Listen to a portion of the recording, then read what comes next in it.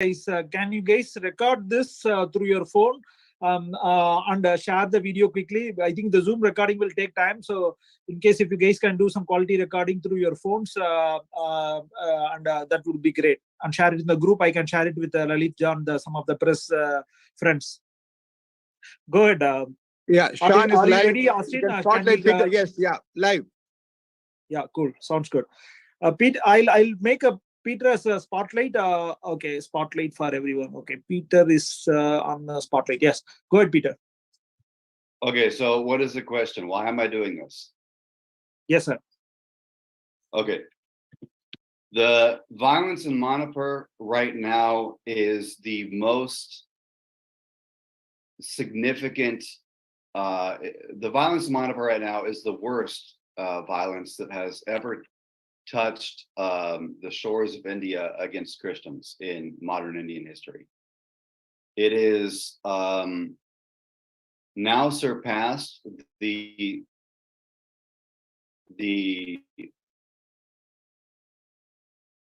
status of the Kandhamal violence in Odisha in 2008, which was at the time and up until now, up until what happened in Manipur, up until then, what happened in Kandhamal, Odisha in 2008 was the worst violence that had ever touched the shores of India against Christians.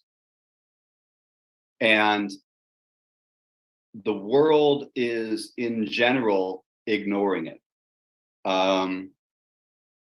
In particular, the United States of America, of which I am a citizen, is completely ignoring this violence. In fact, this violence began on May 3rd, and on June 22, about 6 weeks into the violence, the USA actually hosted Modi in the US for an official state dinner, for a address to a joint session of US Congress, and gave him basically rolled out the red carpet for Modi at the same time that this extreme anti-Christian violence was occurring and had been occurring for 6 weeks in Manipur. For the past 1 year, I have been 1 year plus, about 13 months, I have been in direct contact with Congressman Ro Khanna, who is out of the Bay Area in California. Congressman Ro Khanna has been very communicative with me. And he is one of only about, I think, 5 members of US Congress who is of Indian origin. He is also, I believe, one of only about 4 members of US Congress, if I'm not mistaken, who is Hindu. Congressman Ro Khanna has been very communicative with me. I met him for about an hour and a half on June 23rd last month on Capitol Hill. The day after Modi was actually in town in order to speak to this joint session of US Congress and attend this official state dinner at the White House, which Ro Khanna was also attending. The day after that happened, I met Ro Khanna at the Capitol for about an hour and a half, him and his chief of staff as well. I discussed issues with him at great length about all that was going on with Modi. He expressed to me that he is planning to visit India next month in August of 2023. And that because he's doing that, that he intends to bring up some of these issues of human rights violations. When I met with him, and because of my open line of communication with him, and because at this point with what's happening in Manipur is still ongoing. It's been almost 3 months since the violence broke out in Manipur. The violence in Manipur has not ceased. And there is nothing being done in India to bring it to a closure. And not a single member of US Congress of which I am aware has spoken openly, publicly, against the violence in Manipur, especially about how the violence in Manipur is targeted against Christians, against religious minorities in India. Because of my relationship with Ro Khanna, I have decided that now is the time to demand that Ro Khanna must use his position in US Congress as an elected official, as the co-chair of the India caucus in US Congress, to begin speaking out against what is happening in Manipur, begin speaking out and condemning the violence and talking about how Christians are being targeted under Modi's regime in India. In context of that relationship, I am now going on hunger strike to hopefully pressure him to actually speak on the U.S. House of Representatives floor against the anti-Christian violence in Manipur.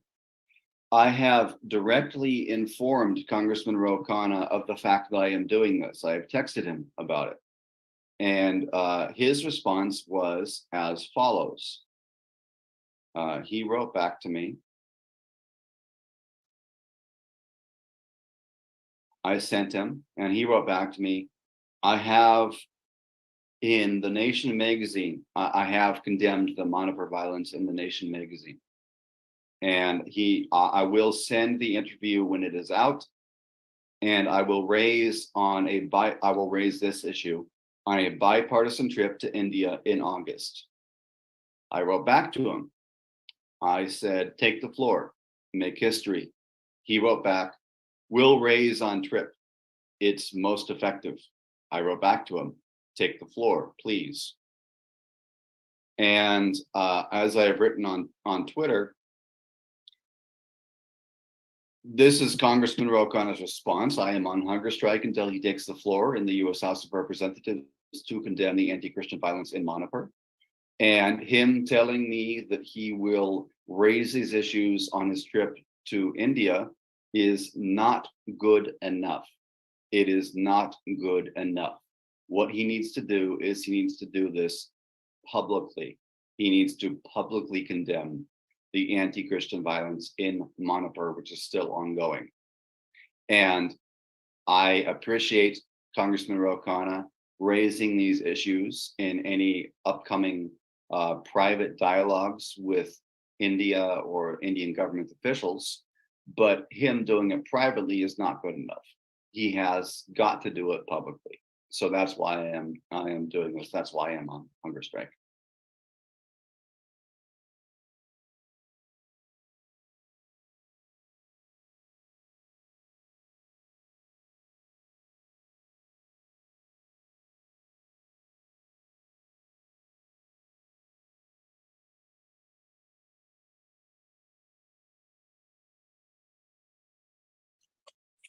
Thank you so much, Peter. This is Austin. We support you and we are with you on your fight for people in Manipur. So anybody else wanted to come and wish So Peter? thank you, brother. One thing I will say is please do call Congressman Ro Khanna's office and demand that he speak on the House floor. So this is what you say when you call. Call his office and say, if you're not a constituent, you don't have to say that. But if you are a constituent, do say I am a constituent. But either way, you can call him. And when you do call him, please do say, I am demanding that Congressman Ro Khanna speak on the U.S. House floor of Representatives to condemn the anti-Christian violence that is ongoing in Manipur. Call Congressman Ro Khanna's office and say, I am calling to demand that Ro Khanna condemn on the U.S. House floor of Representatives the ongoing anti-Christian violence in Manipur. And the number to call for Congressman Ro Khanna is 408-436-2720. Once again, the number to call for Congressman Ro Khanna's office is 408-436-2720. Last time, the number to call for Congressman Ro Khanna's office is 408-436-2720.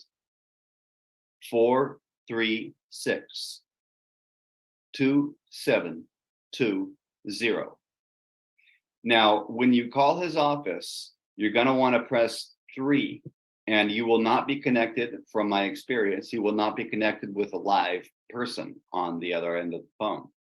But what you can do, press 3, that will take you directly to his voicemail, and you can leave a message. Call this number, press 3. When you do so, leave a message stating whatever else you want to say, but stating at least, I am calling to demand that Congressman Ro Khanna take the floor. Congressman Ro Khanna, take the U.S. House of Representatives floor to speak in public against the ongoing anti-Christian violence in Manipur. With that, I yield.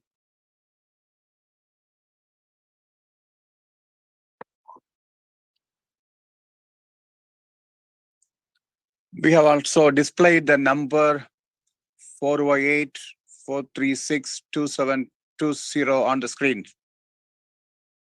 408-436. Yes, 408-436-2720. Excellent. 408-436-2720. Call Congressman Ro Khanna right now. Press 3 because you will otherwise not be connected with a live rep. Press 3 to leave a voicemail at his office. Fill his voicemail up and tell him that I am demanding that Congressman Ro Khanna must use his position as an elected official, as an Indian American, as an Hindu American, to take the floor of the U.S. House of Representatives and say that he is against the ongoing anti-Christian violence in Manipur.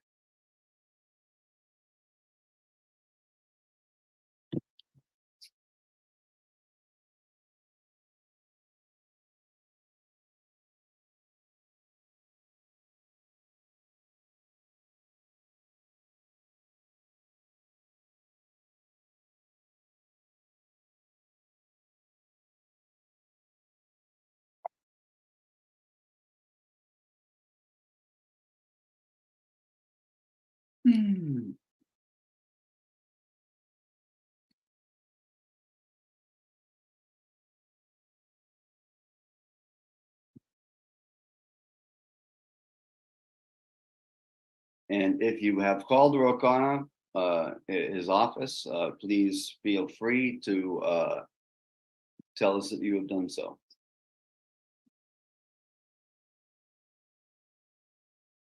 And again, for those watching, for those listening who may not actually even live in the United States, you are free to call and leave a voicemail. If you are outside of the United States, the number to call is the same number, but you will have to dial +1. So dial +1 408-436-2720. Press 3 to leave a voicemail. And when you do so and leave a voicemail, tell Ro Khanna's office, I am demanding that Ro Khanna must take the floor. He must take the floor of the U.S. House of Representatives, and he must speak against the ongoing violence against Christians in Manipur. And if you have done so, if you have called, please feel free to speak out and say so, or leave a comment.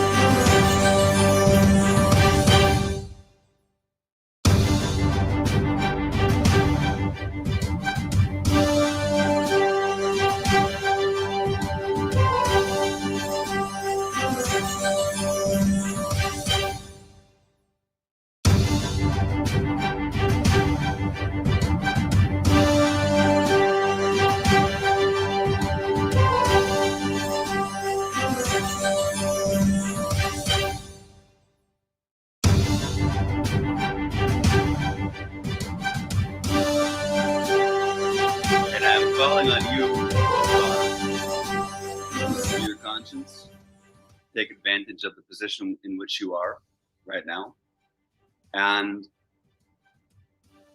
just spend a few seconds on the floor of the U.S. House of Representatives speaking out against the anti-Christian violence in Manipur. There's no downside if you do. People will hate you for it, sure. The right wing, the Hindutva gang, they'll despise you for it. But the love you will receive for doing so will be immense. And probably 1,000 times the hate that you will receive from the Hindutva gang. So please speak out now. The thing is also, if you do,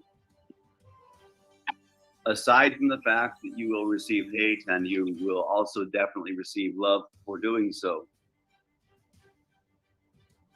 you need to do so because it's the right thing to do. You need to do so without consideration of the political impact. You need to do so in consideration for the lives that are being taken away right now in Manipur.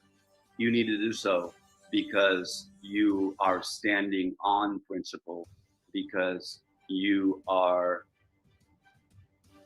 unapologetically speaking for human rights, especially in India, of which you are the co-chair of the India caucus.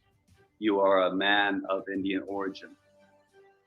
It is, you have yourself come out and stated that it is the duty of every US politician of Hindu faith to condemn Hindutva.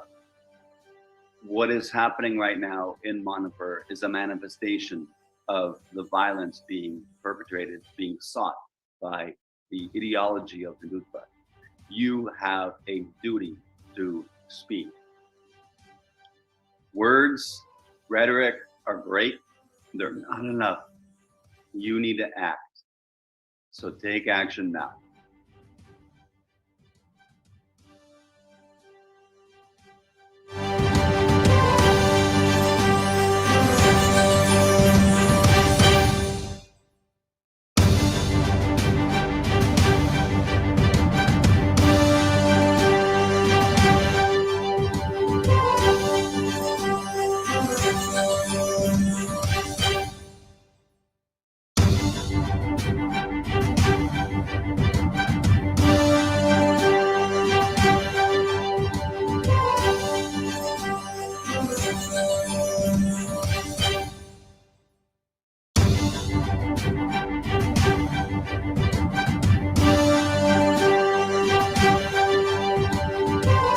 Additionally, I would add, this is not my first time on hunger strike.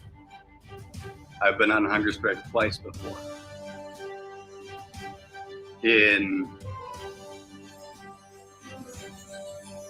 2019, was it 2019? In 2020, I was on a hunger strike for 5 days to protest the donation by then Twitter CEO's Jack Dorsey of $2.5 million to Seva International, an organization which is directly linked to the Sangh Parivar, the family of Hindu nationalist organizations, which has the RSS as its head. In 2021, I was on hunger strike in 2022,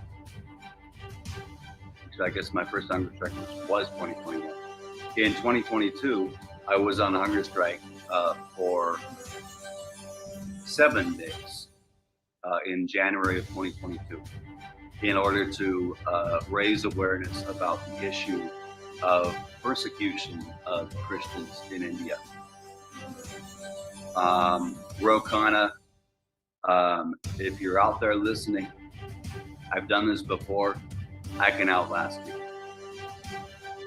I, however, will have a difficult time outlasting you without coffee. And so with that said, I'm gonna make some coffee. That's awesome, Peter. Say, anybody who wants to ask Peter, just go ahead. Strain, Katie, Lalit. Lalit, in fact, even if you want to interview for any of the media, go ahead and feel free. In case if you want to record the whole proceeding or whatever part of your interview, feel free, Lalit. Hi, Peter. It's nice to see you, but it would be nice if I can meet you in person and do an interview once your fast is over. Yeah, sure. I think Peter, the lights are not so great. In case, can you put set some lights? Yeah, I'm going to be back and forth. But Sure.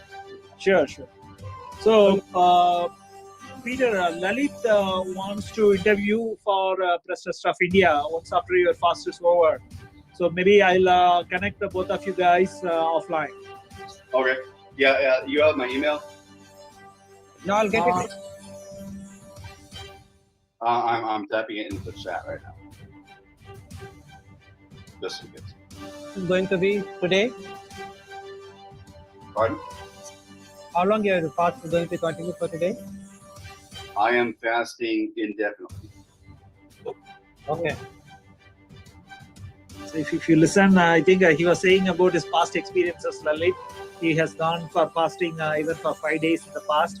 And he's telling to Ro Khanna that he's going to fast till Ro makes a decision. So it's a phenomenal undertaking you have taken, Peter. None of us, even with Indian roots, have not taken this plunge. So really appreciable. I fasted in the past. In 2021, I fasted for 5 days. In 2022, I fasted for 7. And I, at the moment, my intention is to do this until Ro Khanna speaks on the House floor. And that is also why I'm asking people, because I would like to eat again. I am asking people to please call Congressman Ro Khanna's office at 408-436-2720 and tell him that you're calling to demand that he must speak on the floor of representatives about and against the anti-Christian violence in Manipur.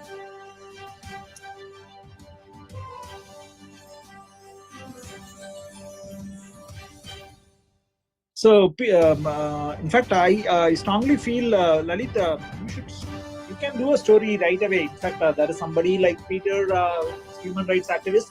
In fact, he spoke in our protest. There were some good 60 people protested on Sunday in Oakland, and we also conducted a series of protests across US. In Chicago, Boston, New York, multiple places, multiple cities, Los Angeles, Las Vegas. So I can share a bunch of those photographs or some of the bites if you want, Lalit. Yeah, so I think Peter also joined us. We had people from Manipur. Actually, we have somebody, there's an organization called Namta. Namta has joined us on the day, and we have Niam. Niam joined Namta. Yeah, she spoke on behalf of Namta. Namta, I'll just tell you the context of Namta. North American Manipur Tribal Association. Yeah, Niang Hangso joined us on behalf of Namta. Neil, can you do me a favor? Can you try just ping Niang or 2 or 3 of those numbers? I'll send all those Manipuri numbers. I can ping her. No, don't ping. Call them and tell them that whether they want to join this quickly to share some insights. You can tell there are some few media friends of us who are here. In case if they want to give some bites, they can actually. Yeah, Sean, can you share Namta's? Yes, I am doing it right away, as we speak. But let us see in case if we can. Mr. Neil, one of our leader, can get them the call. Thank you so much, Sean. I will stay in touch and details to the process. Sure. Along the pictures and videos you have, Peter and Sure. Sounds good. Okay. Thanks, John. Thank you. Maybe if you want to just stay for a couple of minutes, I'll check whether Neon can join. Just I'm calling him right now. okay. It's her Oh, it's her. Okay, sorry. Neon. Neon Anzo. John, I want to say something. Yeah, please. I will join with you 5 days fasting. Oh, I have Is it- experience to do fasting actually. I don't mind. it's I did up Neon. to 9 days. Okay. I'm really moved, guys. I don't have words, Kritika. Who is this speaking? That's Yeah. Kritika Dharan from our. She's activist from Bangalore, Karnataka in India. She joined the walking tour of Rahul Gandhi. She's strongly supporting the ideals of Indian National Congress. Acha. Thank you, Kritika. Please, Yeah. please do whatever you can to make some noise about it, so the people Yeah. are aware of the fact. So we are moved. So I want to support your cause. I have here with me my trusty coffee cup. Okay, what? Don't mess with my civil rights or my coffee. It was a gift. Okay, cool. Somebody know that you love coffee? I do love coffee. Okay. I do love coffee. So just to clarify, for, some people have asked, my intention is to consume 0 calories during this fast, this hunger strike. Anything lemon water, coffee, tea, water, of course, I will be consuming. No, you need to stay hydrated. That is important. That is we kind of need to continue give the voice. I think hydration certainly is not a part of this, and it's a phenomenal thing. So whatever you are already doing. So I'll send my quote. So Lalit, if you want, I can give the quote right away. Are you in a position to take? Yeah, sure. Do you want to record? Feel free to record, Lalit. You want to take the quote? Yeah, you can record it and send it to me. Sure. Okay, I am in the Zoom. I thought I'll give the bite to you now. If you want to record it, by any chance, you have your recorder? No, I'm at this Starbucks. There's a lot of. Oh, sorry. Actually, what I will do is I'll do the recording and I'll type it out, record it out and send it to you. Thanks a lot. Neil, are you able to get Nyang or anybody? In case otherwise, I want to let Lalit go. Thanks a lot, Lalit, for Yeah, joining us on hot notice. So one of the persons is messaging that she's at work. Okay. She will join shortly. Okay. Okay. Who is Sohail Nizami? Sohail, can you quickly Yeah. introduce? Sohail is my best friend. Okay. But Okay, Sohail, cool. introduce yourself. So quickly, you can introduce yourself.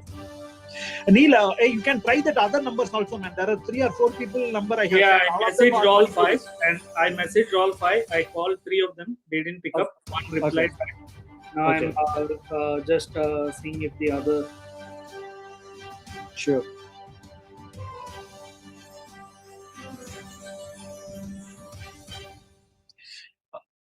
Lalit, if you are somewhere outside, it's okay. Lalit, I do not want to hold you for long. Thanks for accepting our invite, joining. Looking forward to have a story.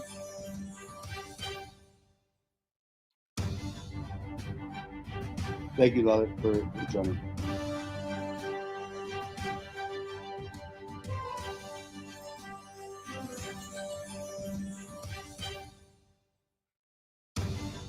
Okay, we have.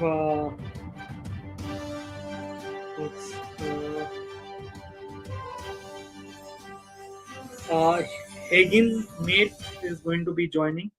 Okay, cool. Yes. Hejin mate is one of the person in on the ground in Manipur. He's in India right now, so it may be making more sense actually. Sony replied unable to join at work, but I'll still send the link. Okay.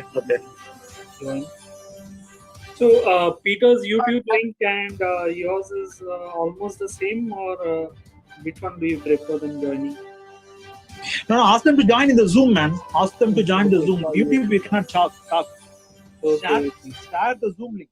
No, I'm sharing the Zoom link only, but Peter just shared his. Yeah. I'll tell you for the YouTube link. I appreciate anybody and everybody that is cross posting, but for my own sake, please share mine so that I can hopefully get more subscribers on YouTube.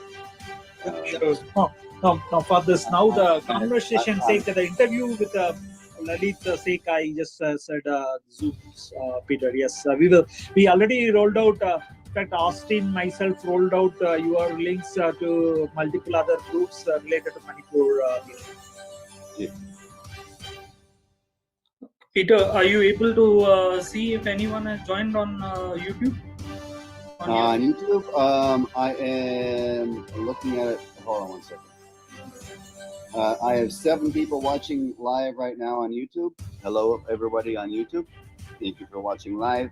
If you're watching live, please do hit that subscribe button and follow my other videos, of which I have recently quite a few, or at least a couple, talking about Manipur and the issue there. So yes, I do have 7 people watching live on YouTube at the moment. And as I said at the outset, this is unlikely to be a particularly entertaining event because it will be basically watching me not eating for a while. And I will try to talk about Manipur as much as possible, but certainly I cannot do that 24/7,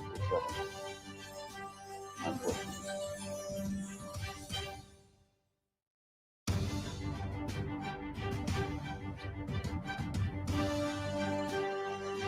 Sean, you said Yang, you were trying to contact her, if I recall correctly.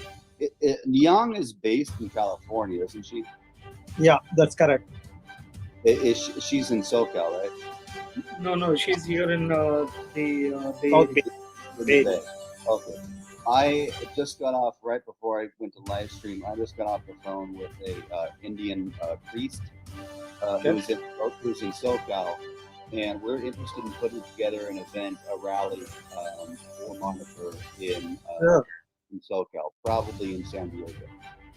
I'm sharing all of the Manipurians contact with you right away while we speak. Hey, I'm so Hagen is joining in a few seconds. And 2 have responded saying that either they are at work, one is at work and one is on the road. So hopefully, and Niang and Sony have not responded. Okay, sorry. I think Let Kogin has joined. Let Kogin, thank you for joining us. I think we don't have Lalit with us, the press person, but still go ahead and share your thing with Peter. So you introduce yourself and share.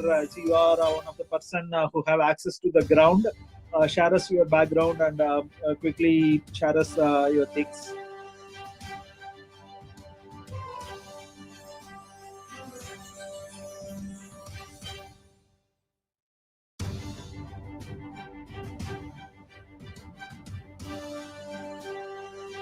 Hi, am I audible? Yep. You want to come on video? Is it okay? Or Yeah, I can come on the video. yeah, please. I just joined it. Well, my name is Let Kugin. I'm from Manipur, Currently, I'm staying here in Mizoram because in Manipur there is no internet access. So, and I really thank our brother Peter your for raising your voice against these atrocities meted out to all the tribals, especially those are in Manipur. So, I, on behalf of the people of Manipur, would like to appreciate you. We would like to acknowledge you, and we support you in whatever you do to bring the matter to the world that uh, you have started your hunger strike, and that even till now the government of India don't want to don't want to table the issues till now in the parliament, even though the European unions and all those have started raising their voice in the parliament, but then the government of India under the leadership of the Narendra Modi, the Prime Minister, is still silent. So, and it has made anger everyone because he's the head of the state and he's the head of the government, both in the center and the state. The center and the state is also a BJP government. So, he's the one. If he keep on silent, that means indirectly or directly he is interested in the violence. That means he encourages the violence.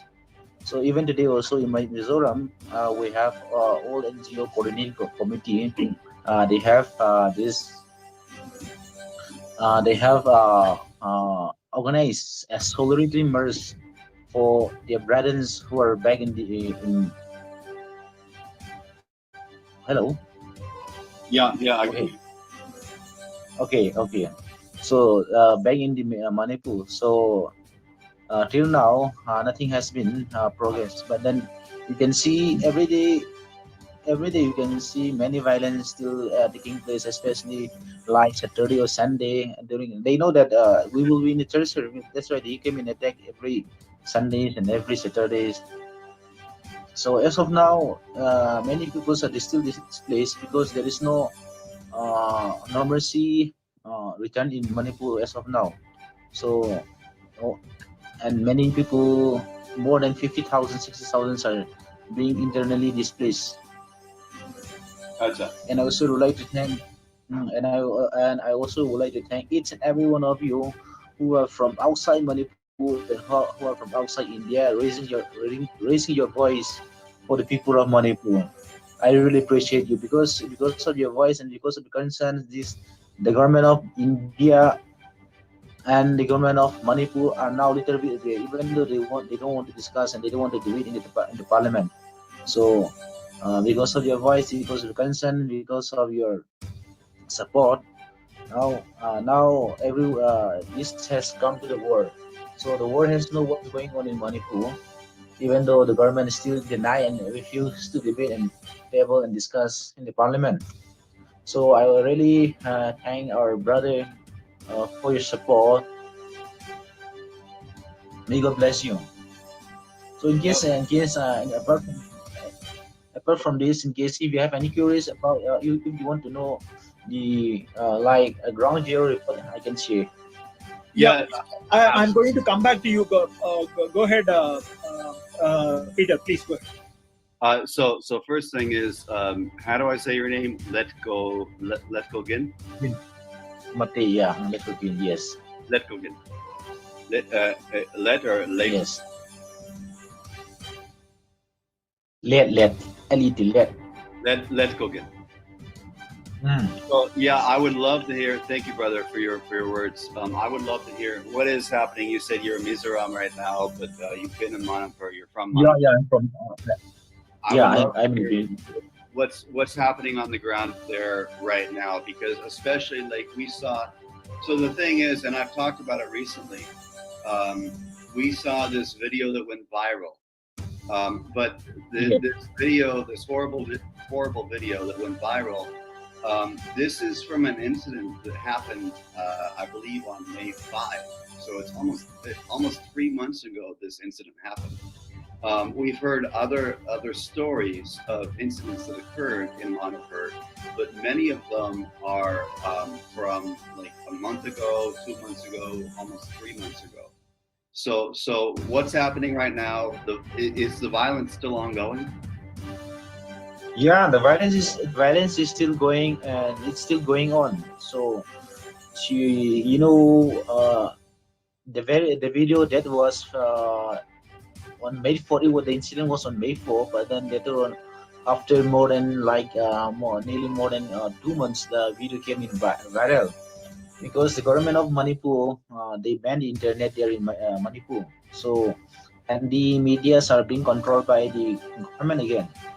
And at the beginning, nearly for more than 1.5 months, uh, most of the mainland media, that means from all those Delhi's, all those from Mumbai, Calcutta, all those media cannot come to Manipur. They just depend on the source that what they get from this Manipur media. The medias are being controlled, and now since the media are controlled by the government, and the government itself is instigating the violence. Because of that, the Kukizo people have also banned all these newspapers and print and electronic media, both from the hills and valleys, because they have been reporting the wrong, and then it's always in favor of the government, and that is the government is not the government of people. The government is only for the Meitei. So because of that, So right now, I mean, like today's Tuesday. On Sunday, yes. you're mentioning. Are you aware of any violence that happened on Sunday? Yeah.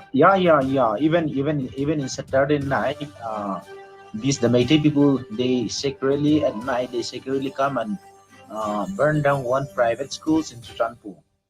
Gotcha. So in return, so they come and burn down one school. I actually forget the name of the school.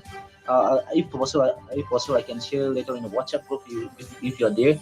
So they have come and burned down the one private schools, and then they have started firing.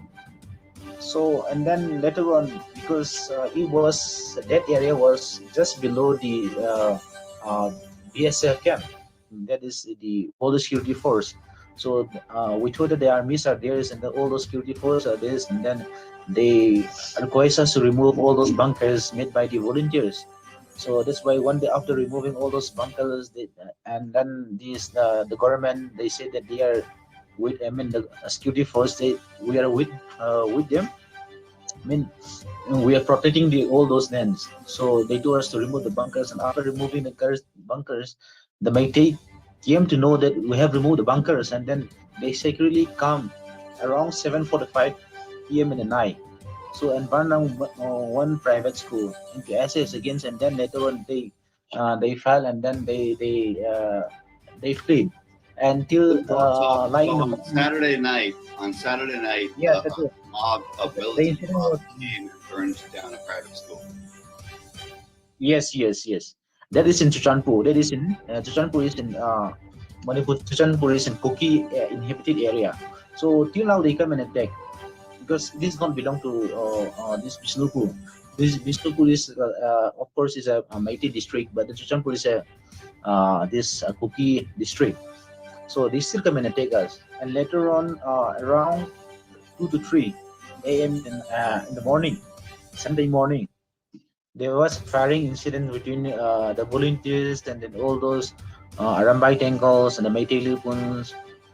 And then Now, can you clarify those terms? The terms you just mentioned. Those are names for Meitei militant organizations. So the Meitei Lipuns and the Arambai Tangles, these are the Meitei Lipun. They said that they are culturally organization. Yeah, Meitei Lipun. Meitei Lipun, and what's the other one? Arambai Tangle. Arambai Tangle. Okay. Arambai Tangle and Meitei Lipun. Yes. So Meitei Lipuns are, they say that they want to revive the culture of the society, the Meitei, but then they are the one who is instigating the violence. Even the head of the chairman over there, the head of the organization, when he interviewed with Karan Thapar, he said that he's going to blast the whole of Kangpopi 15 kilometers. He said he'll just wipe it off. And then even Karan Thapar told him, "Are you going to do this one?" Yes, just like genocide. You're talking about the interview. I saw that interview, or at least a clip. Yeah. And Promotion, this was Mr. Promotion. Karan Thapar with The Wire. Yeah, I believe yeah. a month ago, and he's interviewing. Is it the gentleman who is the head of the Métis Yes. Lupin?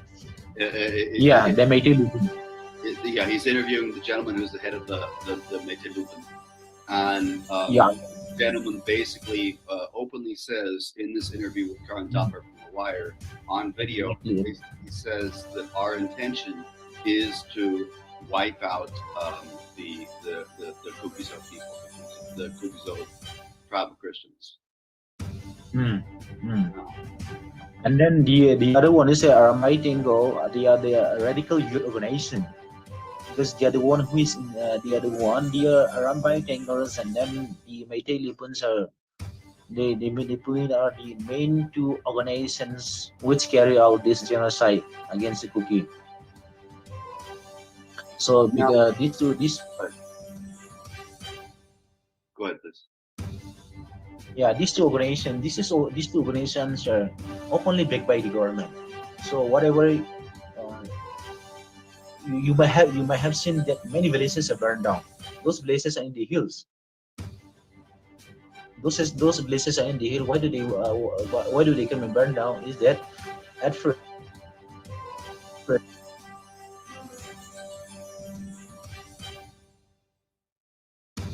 Your voice is not coming.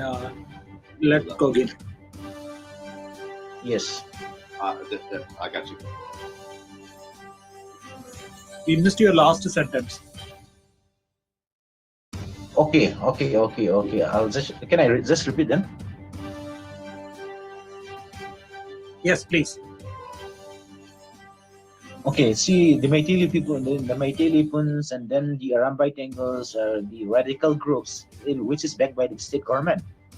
So the state government then means, when we term the state government, it is a Meitei government. It is not a public government. It is not for the government of the people. It's only for the government of the Meiteis, and then they are backed by the government. So that's why you might be seeing, of course, at first, like May 5, 6, 7.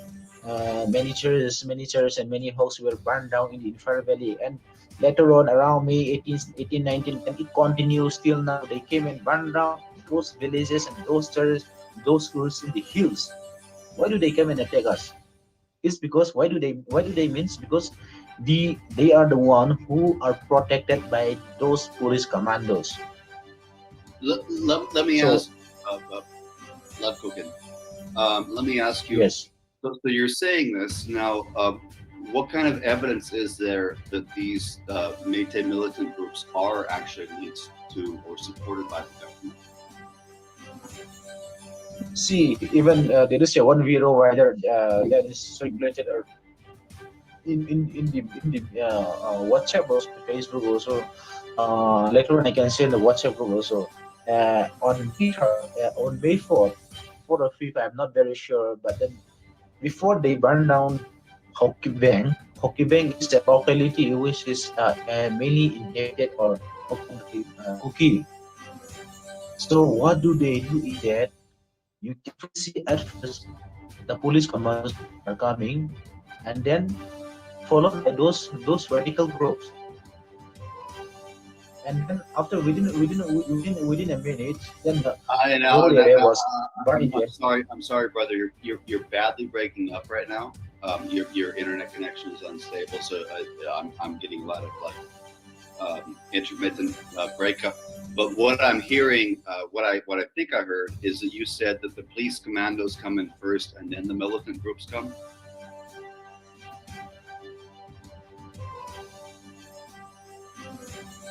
Are you there, brother?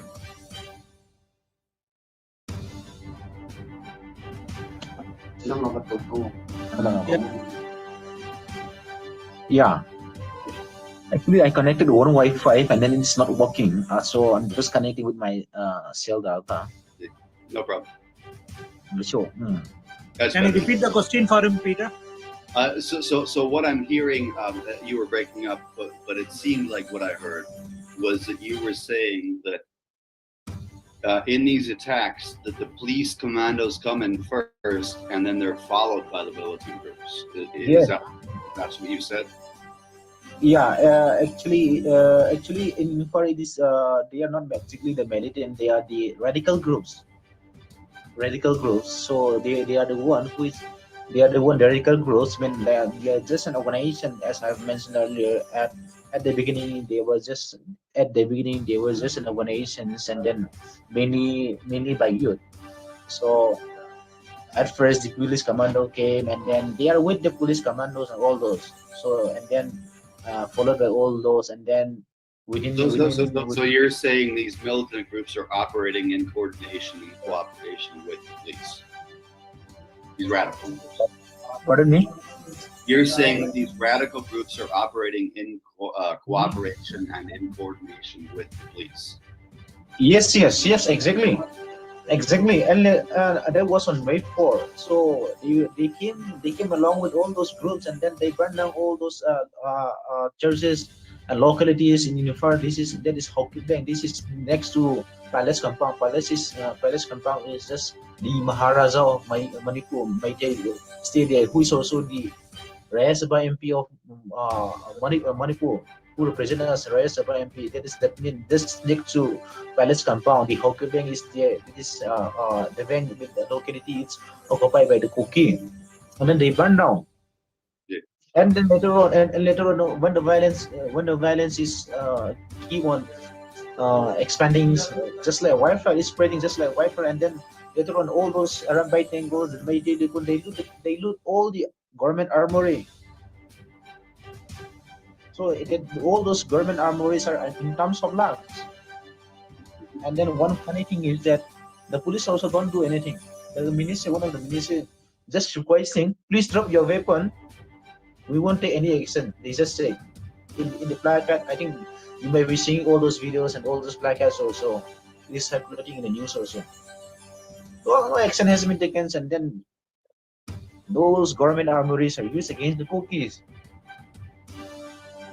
Now tell me, have you personally? I mean, you're from Manipur, but you're in Mizoram right now. Have you personally experienced any repercussions, yourself or your family? Actually, the incidents started long back in the sense when that it's a series of events. So on April 28th, April 28th, tribal sorority march was taken place, and then they were against. It was on May 28th. I was in ISO when in April 18th. So I went to ISO Mizoram for my 2-month assignment, and then just for 1 and 2 month assignments. And the moment I reached after 1-2 weeks, then the violence started, and I cannot go back. Even though I'm not. You've been after for you personally, as far as how this has impacted you, you've been unable to return. Yes, unable to return, and all my brothers, all my sisters are also cannot go back. And then before I went back, they have also went to this More. That is my native place, my hometown, which is just border with the Indo-Myanmar, this and border town. And now all my documents and all my everything, all my belongings, everything I cannot take back. So okay. I went with one luggage with that. Now I'm serving with that one. Okay. Now, I've heard from some people from Manipur that their belief is that this was pre-planned violence. It was not spontaneous. How do you feel about that? Yes, it's a pre-plan. It's a pre-plan. Yes. Why do you say that? Because it is a pre-plan. They have also said that they thought that they will finish up within two days. They thought that they will finish us within 2 days, and then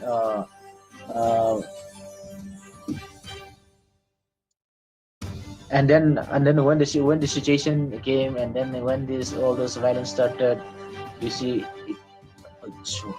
where it's gone, and you see it take more than nearly 80 days now, more than 3 months. Okay. Well, I mean, if you have more to share, I would love to hear it. Otherwise, I mean, either way, I certainly wish you the best, and I wish an end to this. As I said at the outset, for anybody listening and anybody watching, you need to call Congressman Ro Khanna's office, and actually, even if you're in India, you can do it. He'll probably pay less attention to you if you do, but you can still call Congressman Ro Khanna's office. The number to call, whether you're inside the U.S. or outside of it, is +1 408 436 2720. Once again, 2720. +1 Plus 408 okay. 436 Mm. 2720. 270. 2720. And if you call his office, what will happen is you'll get a free recording. You press number 3. Okay. And you press number 3, that will take you to the voicemail, so you can leave a voicemail. And when you call and you go to the voicemail, say this: I am calling in order to demand that Congressman Ro Khanna speak on the U.S. House floor of Representatives against the ongoing violence against Christians in Manipur. I am calling to demand that Congressman Ro Khanna take the floor, speak on the floor of the House of Representatives to condemn the violence against Christians in Manipur. Yes, yes. So for yourself, brother, for anybody else listening, watching, please pick up the phone, give him a call, and leave a voicemail. I'm hoping that so many people will call and leave voicemails that his voicemail box will be full, so it cannot even accept any more voicemails. Yeah. I just want to highlight some of the good work that have done by all those Christians from America. So recently also you might be hearing, or you might not be, John Wesley from Voice of America. He came to Mizoram, and then he made. I was working there in the transit camp, where we have nearly more than 700, 800 displaced people are there who are coming from Manipur, who are displaced, and then taking a shelter in our transit camp. So our transit camp is also a small one, but then we managed to take all those nearly 700, 800 IDPs, internally displaced person from Manipur. So in there, the Voice of Christian, the representative from Voice of Christian, Mr. John Wesley, he came to Mizoram, and then he interviewed and met some of the all those IDPs affected, those violence affected. And then I accompanied him in viewing interview, and then in translating, and then I just heard him, and then later on he went and visit this violence in Manipur. So like he spent like for one day, because even the U.S. embassy also doesn't allow him to go to Manipur because it's a violence area. So he just he sneaked into it, and then he managed. And then I really appreciate him through the medium also, as he has donated us. He has helped us in terms of all these emergency medical facilities.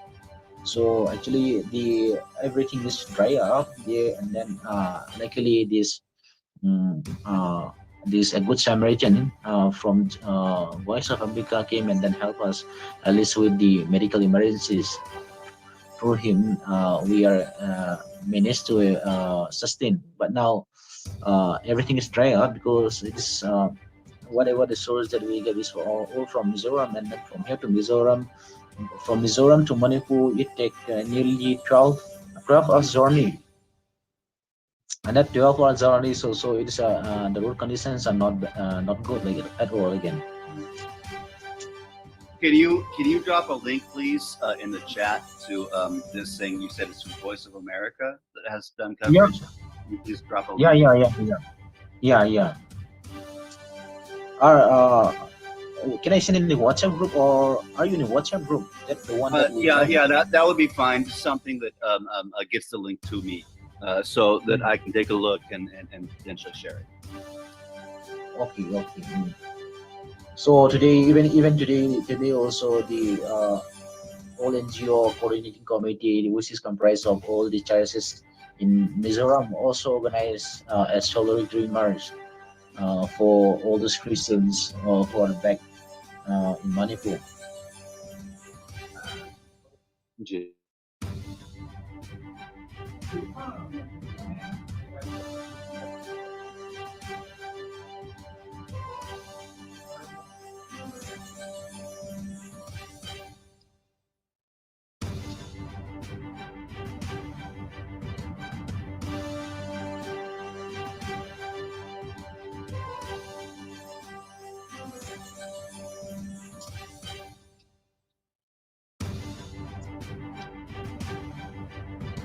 Hello. I'm here. Okay. Your voice was not audible. I'm right here, brother. Okay. So, like, In fact, I want to invite, if you are finish your thoughts, let's go again. And I have another Yes. person from Manipur, Mr. Sony. I think Sony is still there with us. If Sony is still there, I will let Sony also share. Okay, sure. You can go ahead. Sony, are you there? I think Sony is not there. Sorry. I think we missed Neil. Can you ping Sony to join again? I think he joined and then he left. He messaged me that he's on the road and. Okay. So I want to hear from anybody else who has to speak, but briefly, thank you to Tamil America TV, which is currently live streaming this. I have the link to the YouTube video right now. I am going to go ahead and pop that into my chat with Congressman Ro Khanna. And it is popped in. Here you can see at the top. There you go. At the top, that's Ro. And I have just popped that into the chat with him. If you look back at the previous chats with him over the last day today, I texted him. And I texted him my original link on Twitter about how I am going on hunger strike. He wrote back, and you can see it here, but I'm going to read it off. And I think he was in a little bit of a rush, so I'm going to give him the benefit of the doubt and read it with better grammar. But he wrote back, I have spoken about Manipur in The Nation magazine. I will send the interview when it's out, and I will raise the issue on my bipartisan trip to India in August. And I wrote back and I said, take the floor. Take the floor. I wrote back and I said, make history.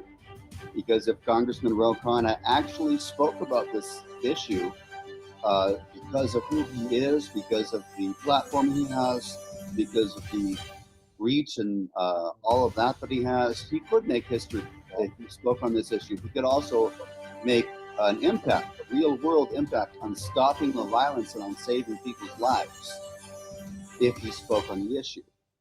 He wrote back to me and said, will raise on trip, most effective. You can see it here, right there. Will raise on trip, most effective. That's what Congressman Ro Khanna said to me. I said, take the floor, please. And then just now, I have just texted him the link to the live stream. And so we will see what Congressman Ro Khanna does. But certainly he will be more motivated to take some kind of an action if he is being called by all of you kind of people who are listening and watching. with that, I yield. Can I just give an update? Am I audible? Yes, sir. So just now I just received a message from those in the front line. They say that right now also there is a retaliation is going on because in Kangwai, that is in Churchanpur, the Meitei, they still come and attack us, and then they say that we are in retaliations, and then some bombs. We can hear some bombs and all those retaliation. They said we are in retaliation. I heard that. I just got a message. This was around 10 to 10:30. So just now also a firing is going on. That is an update from Manipur.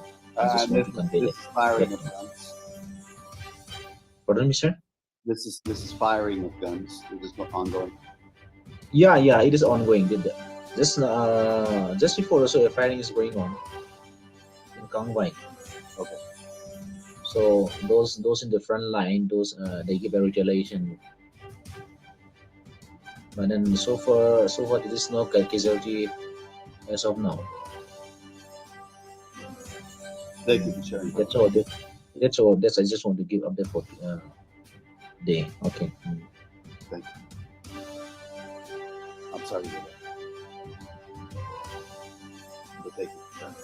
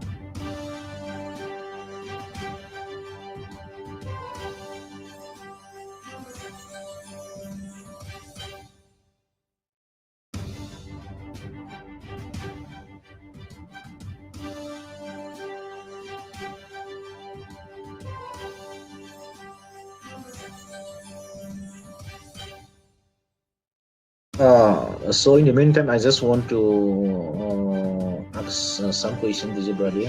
So where are you? I just got a link and then I was just invited that if you can just join the Zoom. So and then I just joined and then I don't know much about you. So can you just please highlight? Sure. I am. I don't want to. I do not want to disclose my exact location right now. Okay, no problem, But I'm I from respect. California. I'm from California. Yeah. I was born and raised in California. I've spent most of my life in California. Okay. I'm not currently there, but I am currently in the United States on the East Coast. My background is for almost 20 years. I have written and spoken, I've researched, written, and spoken about issues related to human rights in India, primarily. And for ever since about 2017, in particular, I think 2017. Ever since then, my primary focus has been researching, writing, and speaking about the issue of Hindu nationalism in India, and also its influence in the United States or its connections to the United States. So I've written and I've spoken, researched about the RSS, the BJP, Modi, his rise to power, all of the Sangh Parivar, the family of Hindu nationalist organizations, the Bajrang Dal, the BHP, et cetera, et cetera, et cetera. And also about here in the U.S., especially about the overseas friends of the BJP, about the HSS, the U.S. wing of the RSS, about BHP America, the U.S. wing of BHP, Save International, and other called the Yalaya and other related groups, as well as about U.S. politicians here in America, U.S. politicians who have links to those groups.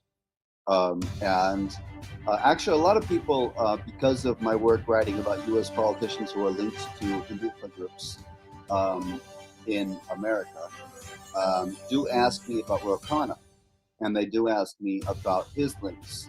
And the thing is that Ro Khanna, from everything that I've seen, does not actually have very much links to Hindufa groups in America. Now, when I say that, when I look at politicians in America to examine if they do or they don't have Hindufa links, what I look at is really typically three things. I look at the donations to them and to their campaigns. And I look at if they have a long, and I mean like years long, pattern of receiving a large number of donations to their campaigns from people who are members or executives or what have you in Hindufa, in American Hindufa groups. I look at that. I look at also, have these politicians ever attended Hindufa events? Like, have they gone to an HSS event? Have they gone to a BHP America event? Have they gone to a Seva International event, etc.? And if so, have they done it on more than one occasion? Have they done it in a pattern? And my kind of prime example is former Congresswoman Tulsi Gabbard, who did that, but she did it in a pattern.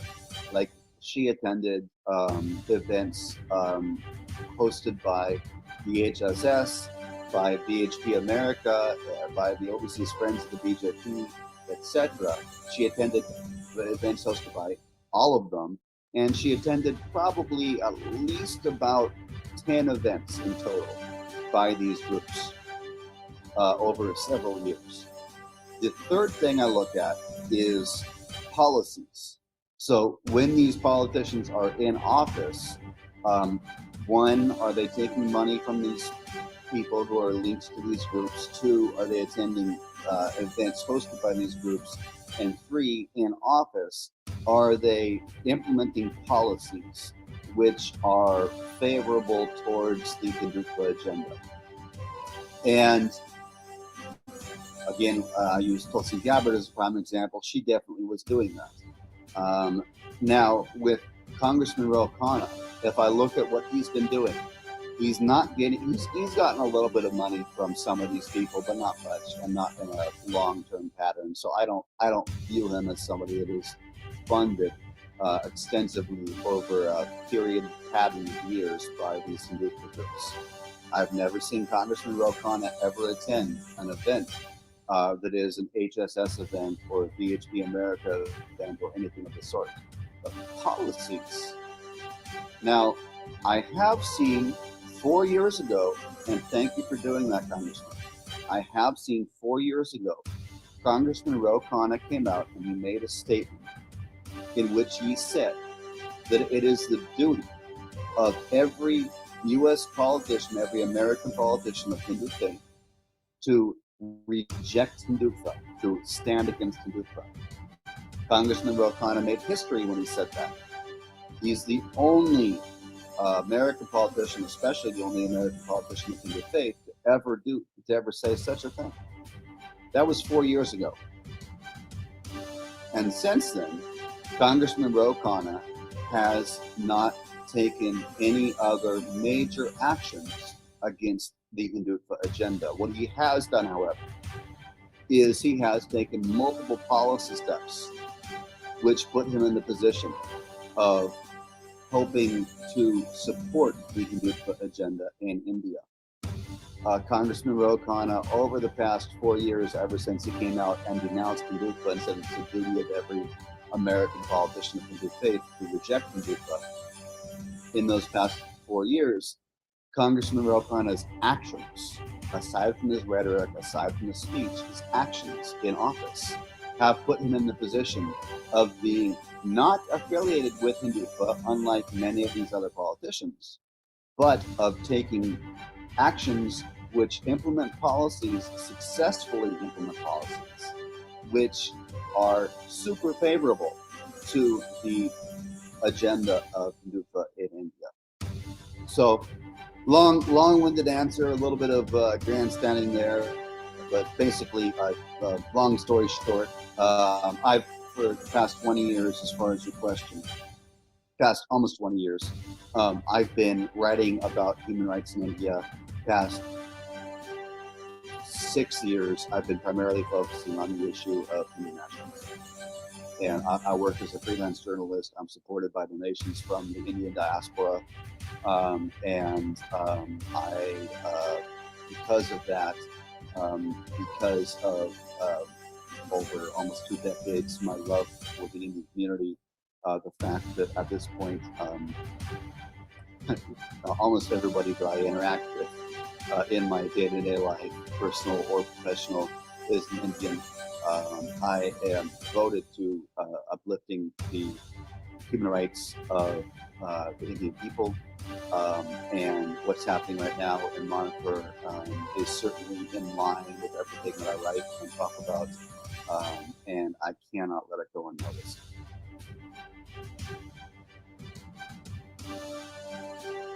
We have got Woong from the Woong and Lien from the Manipur community again, Peter.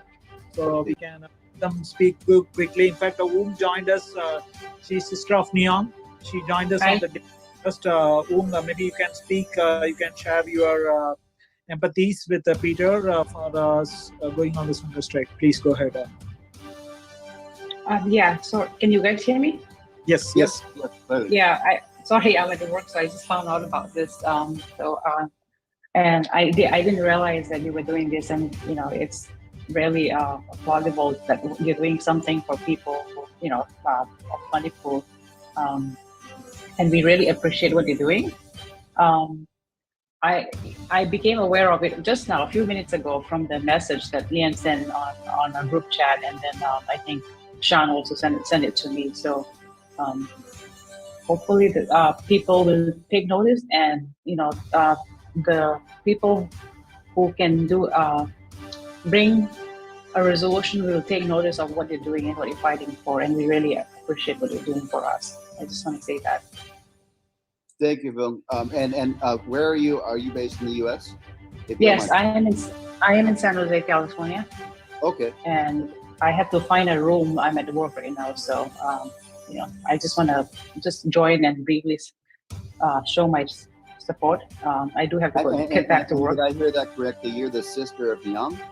Yes, I'm her younger sister. Okay. Well, thank you so much. I joined on Sunday. I joined virtually. Yeah, we heard you. Virtually. This protest in Oakland. And so glad to have been able to do that. I hope that in the future I may be able to join in person as well. I no longer live in California. I was born and raised there. I've spent most of my life there. I now live on the East Coast. But I'm really glad, especially to hear from some Californians. You're in San Jose. I hope that you've called Congressman Ro Khanna's office. No, I haven't. So I haven't. So I haven't been very active. But yes, I will. I need some guidance on what needs to be done. So can I tell you right now? Sure. Okay. So here's what you do. Let me pull up the number. So what you do is you call. Are you a constituent of Ro Khanna? Probably. I live in San Jose, South Bay, so. But you might actually be represented by him. Okay. Yeah, possibly. You should find that out, because if you are, you should say so on the phone. Oops. I want my video showing. Pardon? So call his office. So here's what you do. I got the number for you. Mhm. The number is 408. Hold on just a minute. Okay, I'm ready. 408. Yeah. 436. Okay. 2720. 408 436 436. 2720. You got it? Yep. Okay. And so here's what's going to happen when you call is that this was my experience is it's an automated answering. Mhm. And basically you press 3 to go directly to voicemail. Okay. So call this number, press 3. It will take you to voicemail. Uh-huh. When you go to the voicemail, say, I am calling to demand that Congressman Ro Khanna speak on the floor of the House of Representatives against the anti-Christian violence in Manipur. Okay. So you say, I am calling to demand that Congressman Ro Khanna speak on the floor. Speak on the floor. Yeah, I'm writing it down. Yeah. Got it. And if you can verify if you are a constituent, go to I think congress.gov. I'm doing that right now. Go to congress.gov, and it should be pretty prominent. You have a section on congress.gov, I believe, where you can plug in your zip code, and it will tell you who your representative is.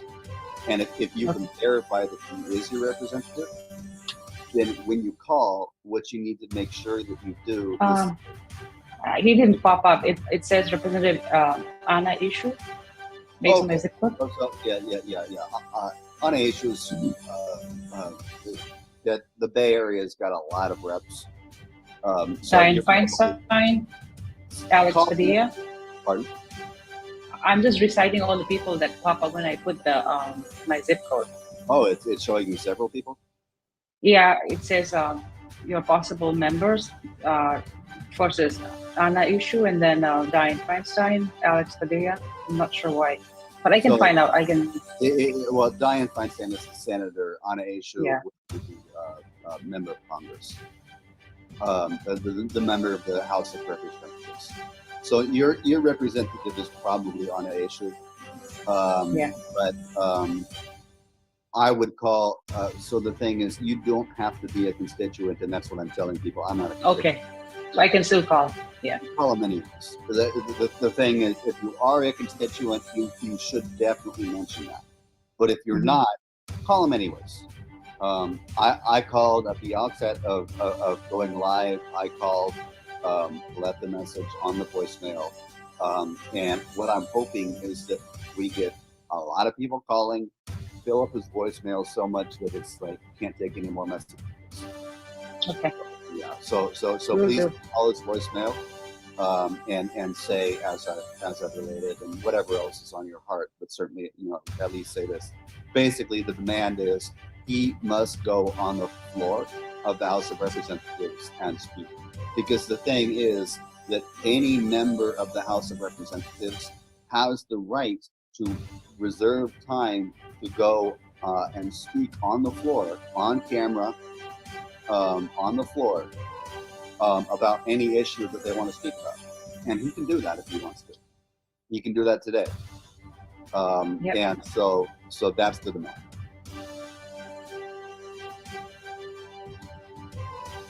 All right. Yeah, I'm writing it down. Okay, thank you, Peter. This is Austin. So whenever we are ready, we'll go for the interview, right? Okay. Yeah. So do you mind, setting your frame right? I see the couch on site. Austin, let me change positions for a minute. Yes, Sean. Go ahead, Sean. Austin, we have a bunch of people from Manipur. In case if you can join them also in the debate, Sure. maybe, for example, Mimi, Lian, Woong, and all are also from Manipur, Suwang. So you just look at the names and you can just invite them for at least giving 1 minute to talk. Sure. We will do that. Yeah. Right. And Sean, you can also do the chat, right? So what we are going to do is, we are going to get to know about Peter, and also we are going to get to know about this Manipur issue and how what you have done so far and how we need to go about. All right, so what's our road ahead? So we are going to talk to Peter and other people on the call. It's okay? Yeah.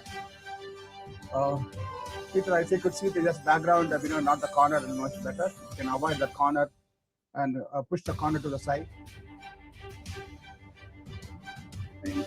Yeah, and your forehead not cutting. Okay, very good. Yeah. Your little space over your head. Yeah, right. Thank you so much. Is that better? Yeah, better. Yeah. So I'll give an introduction, then come back and I'll get you. Okay. Austin, quickly, I think that is the flag of Manipur, if I'm not wrong. Is that a flag of Manipur on the background, Peter? No, that is, I believe, Buddhist colors. Right. That is right behind me. That's Buddhist colors. I was gifted that in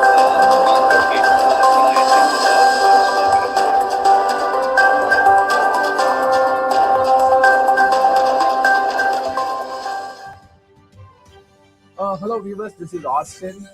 So today in the US, an American supporting Manipur cause, and he is doing the hunger strike. So there are a lot of other people who support this and who express solidarity. They have joined. So we want to know who is this Pieter Fredrich, why he is supporting him in this cause. We have seen him with the banners in front of White House when Modi was here. When we Indians, we just hashtag Modi not welcome, go back Modi. He was there in front of White House. So we want to get to know about him. So let us welcome Peter, and from his home, he is doing his hunger fast. We are going to get to know and have a chat with him. Hey Peter, thank you so much at the outset for giving time to talk to us. Yeah, thank you, Austin, for having me. I'm glad to be here. How you doing? Good, Peter. Thank you so much, Peter. we see that you are making a lot of noise, and I would say more than a lot of Indian Americans, right? So first, we want to know that we want to thank you for doing this hunger strike. It's a virtual hunger strike. People around in our media platform like our YouTube, our Facebook, and Twitter, we go live, and many people are watching, right? So why this hunger strike, and what made you to do this hunger strike? Sure. Well, I just began hunger strike today. I am happy to talk about it as far as this is actually my third hunger strike in about 2 years. But this specific time today, the reason that I began is that I am deeply concerned about the violence currently ongoing in Manipur, which has not stopped in almost 3 months, and which is specifically targeted against Christian tribals in Manipur. I want to draw attention to this issue, but the specific demand of my hunger strike is that this congressman in the Bay Area, the San Francisco Bay Area of California, named Ro Khanna, who is an Indian American congressman, who is a Hindu. My specific demand is that he use his position in the US Congress to take advantage of that and do what is available to all members of US Congress, and go and spend at least a few seconds, or ideally a little bit longer, speaking on the House floor, on the floor of US Congress. I'm demanding that Ro Khanna go and speak on the floor of US Congress against the violence in Manipur, which is targeted towards Christians. Now, why am I demanding this of Ro Khanna in particular? The reason is because, one, Ro Khanna is the only Indian American, the only member of the only person of Hindu faith in U.S. Congress who 4 years ago came out and made history by declaring that it is the duty, he said it is the dharma of every American politician of Hindu faith to reject Hindutva, to reject Hindu nationalism. He said that. Now, he said that 4 years ago.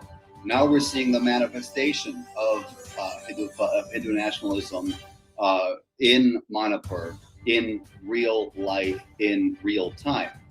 And so that's one reason that I'm demanding this of Ro Khanna. The other reason is because for the past 1 year plus, I have been in direct communication with Congressman Ro Khanna. I have his personal cell phone number. He gave it to me.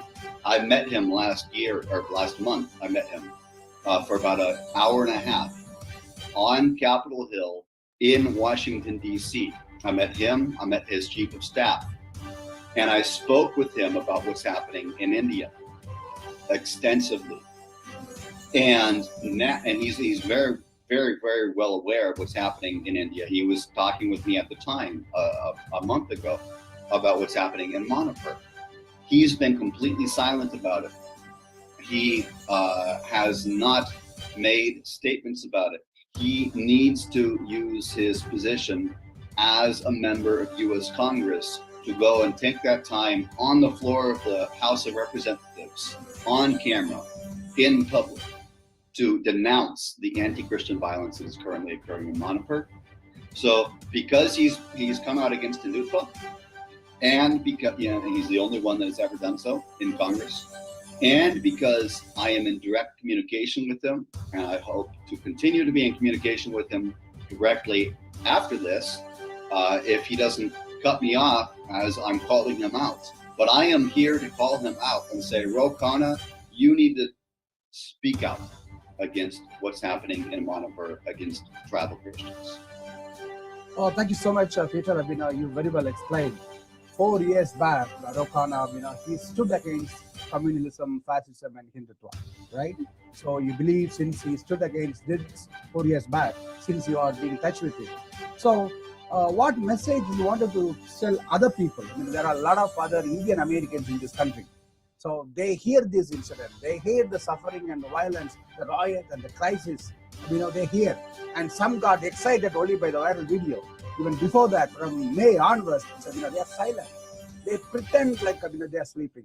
So we need to awake them, right? So they need to call their own congressmen and women. They need to call their senators.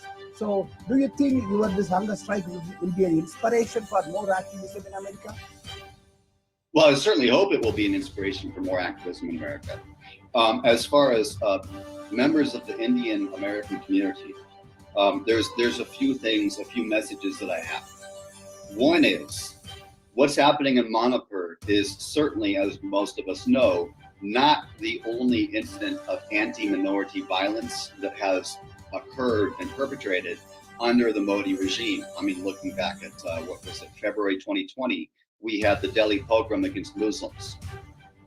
And of course, we have other examples, small and large, over the past 9 years of the Modi regime, in which minorities of many different faiths have been victimized, have been attacked.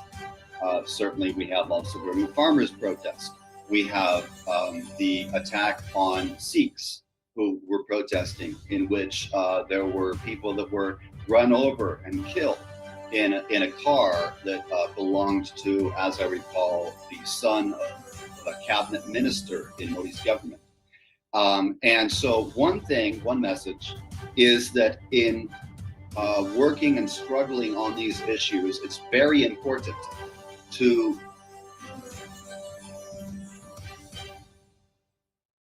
bring together people of all faiths, all religious minority backgrounds, and to talk about and against the violence perpetrated by this Hindu nationalist movement, to talk against it in terms and in context of support for everybody, whether they're Muslim, Christian, Dalit, Sikh, Buddhist, atheist, communist, etc., etc., etc. That's one thing. Another thing is, in context of the current issue in Manipur, many of the victims in Manipur from the Kuki-Zo tribal community are Christians, and the atrocities being perpetrated are primarily basically against the Christian community in Manipur. In their actions in America, one of the things that I would plead with the Kukizo people who are in this country, who are speaking out, is that they need to outreach to American Christian churches. And by that, I mean non-Desi churches, non-Indian American churches. They need to outreach to churches which are not from Indian American community and educate them. Because in my experience, and I speak as a Christian, in my experience, most non-Desi Christians in this country, in America, have no idea that there is even any persecution being perpetrated against Christians in India, let alone have any idea of how severe it is.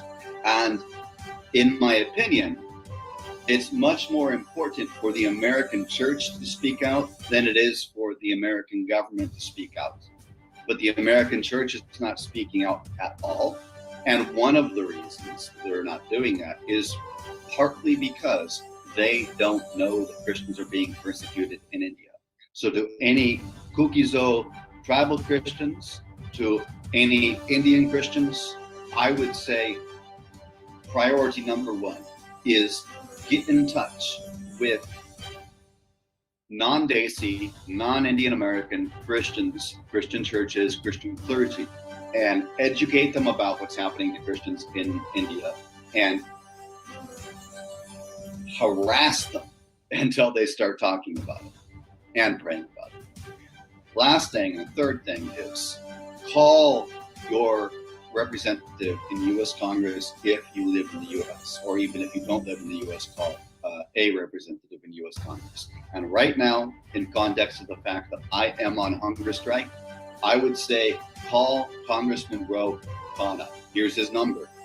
Congressman Ro Khanna's number is +1 408 436 2720.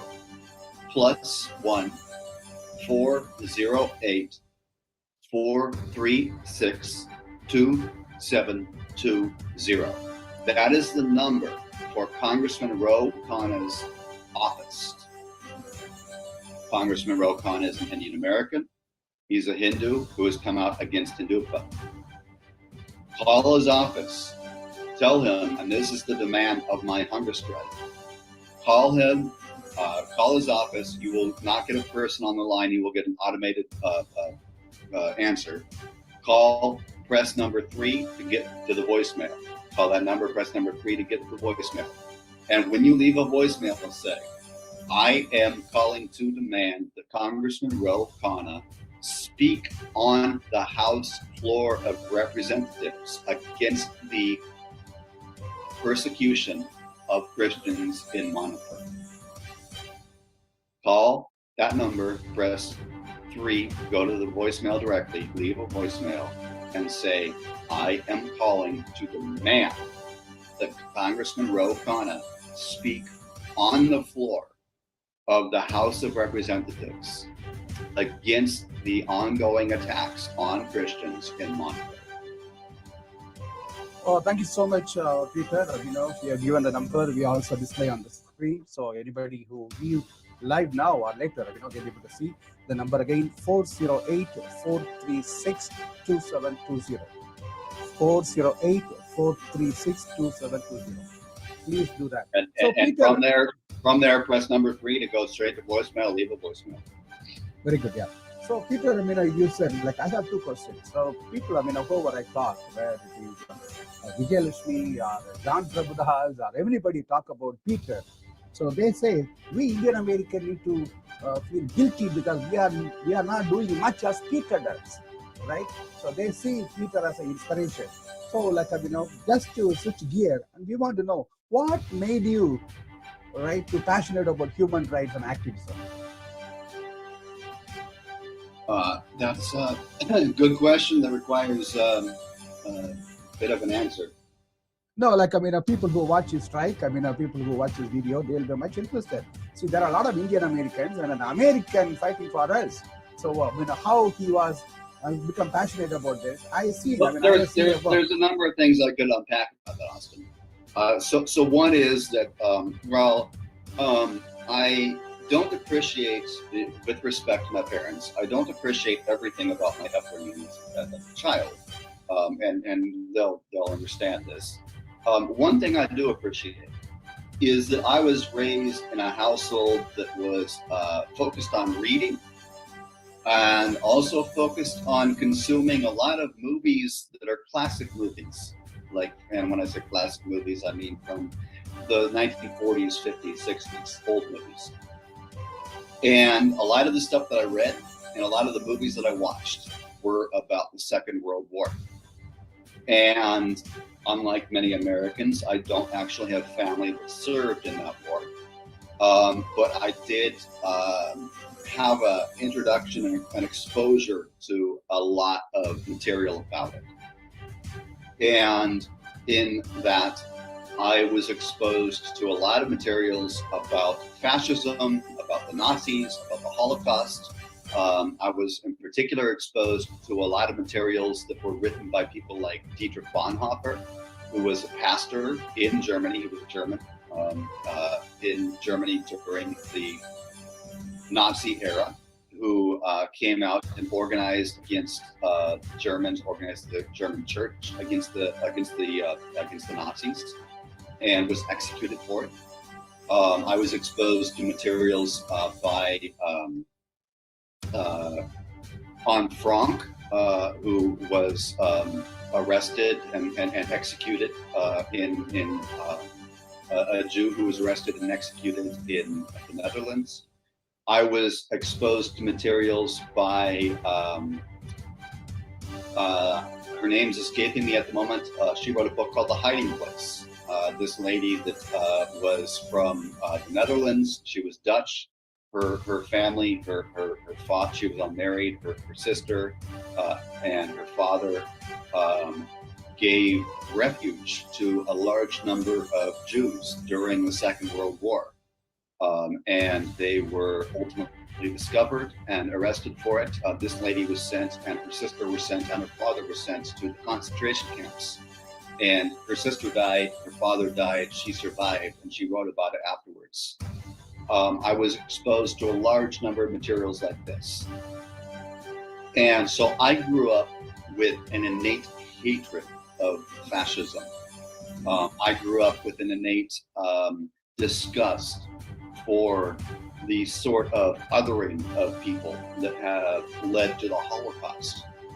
And then once I was introduced to members of the Indian diaspora, and especially once I was introduced to them and then began to see the changes that were occurring in India post 2014 after Modi came to power.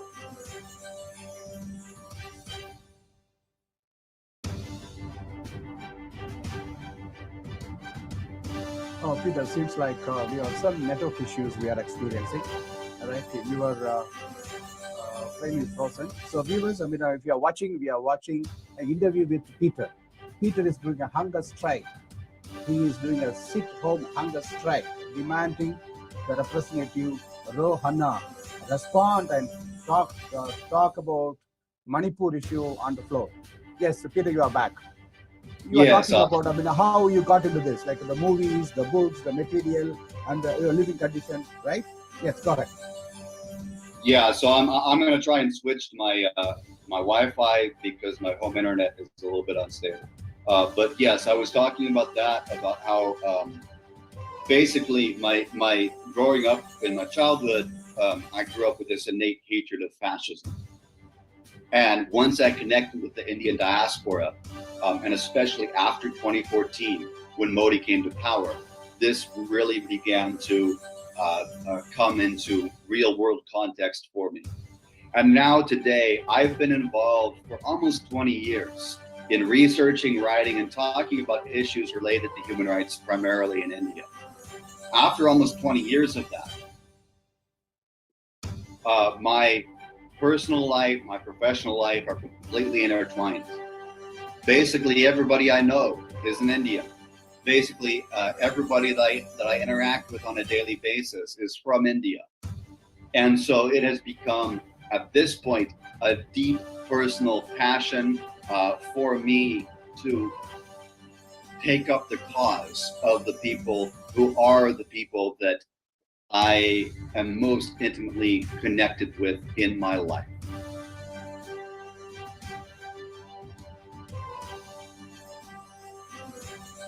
Yes, Peter, go ahead. Yeah. Yeah, so that's my answer to.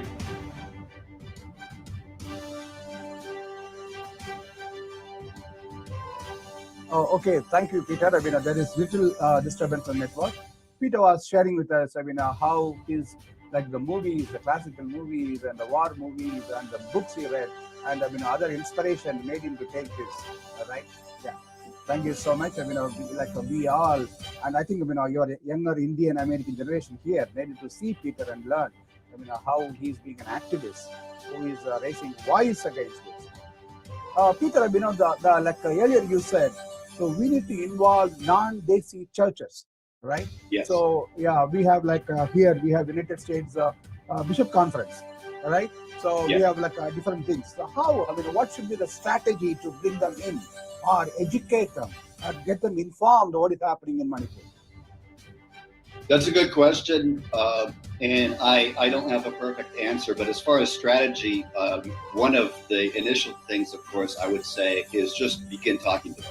Because in my experience, I've had coffee or lunch for an hour or 2 hours with clergy members, multiple clergy members over the past year.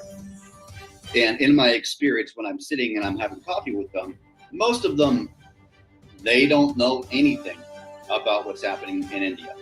I remember in particular, one clergy member, I was having lunch with him, probably about 1.5 hours into the lunch. As I'm talking with him, I thought that I had already communicated the point, but he ends up asking me, finally, as he's sitting there scratching his head, he's like, so what does persecution of Christians in India look like?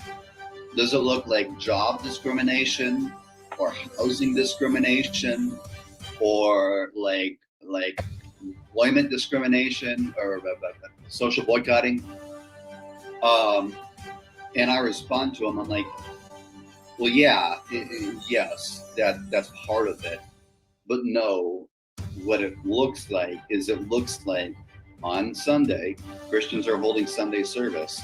An armed mob, which is oftentimes accompanied by the police, shows up outside of the sanctuary. They burst into the sanctuary, they invade it. They smash up the sanctuary. They grab the clergy member and the congregants and they beat them up.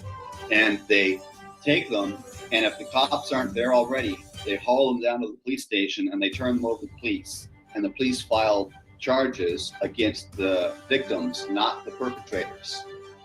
And this clergy member that I'm sitting there having lunch with, finally a light bulb goes off in his head. And he's like, oh, like the Nazis? And I'm like, yes, exactly. Thank you, sir. Like the Nazis. It's like that. That's the type of persecution that Christians are experiencing in India right now. Yes, it's job and housing discrimination and social boycotting, but it's more than that. And so as far as the strategy, what I would say for any Christians is that, for any Desi Christians, is that I would bet that any non-Desi, non-Indian Christian contacts you have, clergy, laity, whatever, they probably, unless you already talked to them about it, they probably don't know that there's any persecution happening against Christians in India right now, let alone how severe it is. So the first step in strategy is to pick up the phone, make an excuse, call them, and tell them about it. Next step, of course, would be they need to start talking about it.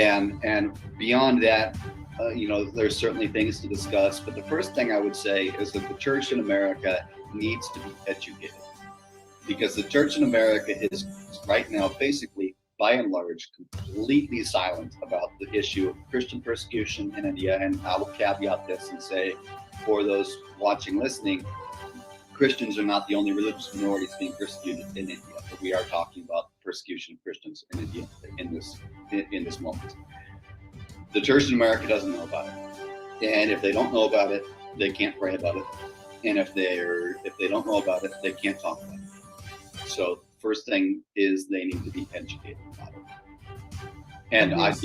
ideally, they need to be told about it by Indian Christians, because that has a lot more impact. If Okay, any, very good. So you rightly said, right?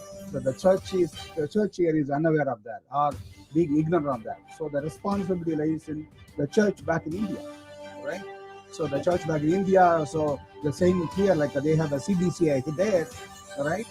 They have a Bishop Conference of India there. They have a lot of different churches. They have this federation, and there are a lot of councils. So they also need to take responsibility. yes. So now I just wanted to add one more question. Not just Christians. So like we also need to include other faith associations, or even people who don't have any faith, non-faith, because here in what do you call Ambedkar supporters and the Periyar supporters, they are all they do support kind of this social action. So how do we loop them in? How do we loop them in? Yeah. Well, that's a good question. Certainly for the Indian diaspora, as far as taking action, you loop them in by you call them. If you have friends in the diaspora who are Muslims or Sikhs, who are secular Hindus, who are etc., and you want to engage in some kind of an activity to draw attention to what's happening in India, the atrocities there, you call them and you invite them. You also, one way to loop them in is by beginning to talk about them. And I'm a big on affirming the importance of this, is that people of one faith who are being persecuted need and must talk about people of other faiths who are being persecuted.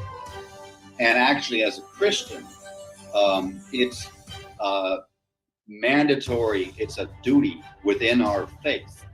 It's a good Samaritan act for us to talk about other people who are not from our community who are being persecuted, and to care about them, to love our neighbors as ourselves. And so in context of India, when Indian Christians are talking, they need to talk about how Muslims are also being persecuted. They need to talk about how Sikhs are also being persecuted. They need to talk about how Dalits are also being persecuted. They need to talk about how anybody, look at the case of Rahul Gandhi and his, basically criminalization of the opposition with this defamation case that he faced. They need to talk about how basically anybody who speaks out or opposes the regime in India, faith-based or not faith-based, is being persecuted. So I guess that would be what I would say is Abdullah? Yeah, go ahead. No, there was someone. Peter, you continue. That's what I would say is the first step is for people who are talking to begin talking in context of talking about every community that's being persecuted. Okay, very good, Peter. Thank you so much. We should not just Christian alone. We also need to involve other faith, right? And non-faith organization, associations, and individuals as well. Peter, I have seen that earlier you have been talking about your interaction with Representative Ro Khanna. Could you just help us to rewind and tell us back how you have contacted Ro Khanna and what he promised and what is the interaction? So could you give an update on that? Sure. Well, I did not contact Ro Khanna. He contacted me. Okay. In 2019, after I published an article, which was a cover article for India's Caravan magazine about Tulsi Gabbard and her connections to Hindu nationalist groups in America, Congressman Ro Khanna, unprompted by me, he came on my Twitter account and he posted a reply to that article. In that reply to that article, Ro said that it is the duty of every American politician of Hindu faith to reject Hindutva. After he did that, or like within minutes, I guess, Congressman Ro Khanna texted me directly. He DM'd me on Twitter privately And from there, I've been in touch with him ever since. He contacted me. After he did so, we've been back and forth sharing information. I've shared him information from my end about issues I'm working on, about politicians in America who are linked to the Hindutva, etc. About a year ago, in June of last year, I ended up, and this I'm not certain on, I don't recall, because this was a year ago, if he reached out or I reached out, but I think it was him. Ended up setting up a lunch with him in his district. I had lunch with Ro for about an hour. We discussed a variety of issues, kind of got to know each other, talked about my work, talked about his perspective on India. And then last month, I was in Washington, D.C. to protest Modi, who was visiting and having a state dinner and speaking to a joint session of U.S. Congress, based off of the invitation partly from Ro Khanna. I texted Ro. I told him I was in D.C. I said, would you like to meet up and have coffee? He said, sure, let's come to my office. So I came to his office. I went to his office about a day after, about the day after Modi actually spoke at this joint session of U.S. Congress. I went to Ro's office on the 23rd of June. I spent about an hour and a half walking around Capitol Hill with him and his chief of staff as well, discussing issues related to India, discussing what is happening in Manipur, discussing the violence there, discussing how Ro is planning to go visit India next month in August, discussing how Ro needs to sit and meet with people in America and also in India who can educate him about the human rights violations occurring in India. That's a little bit about my relationship with him and how it developed.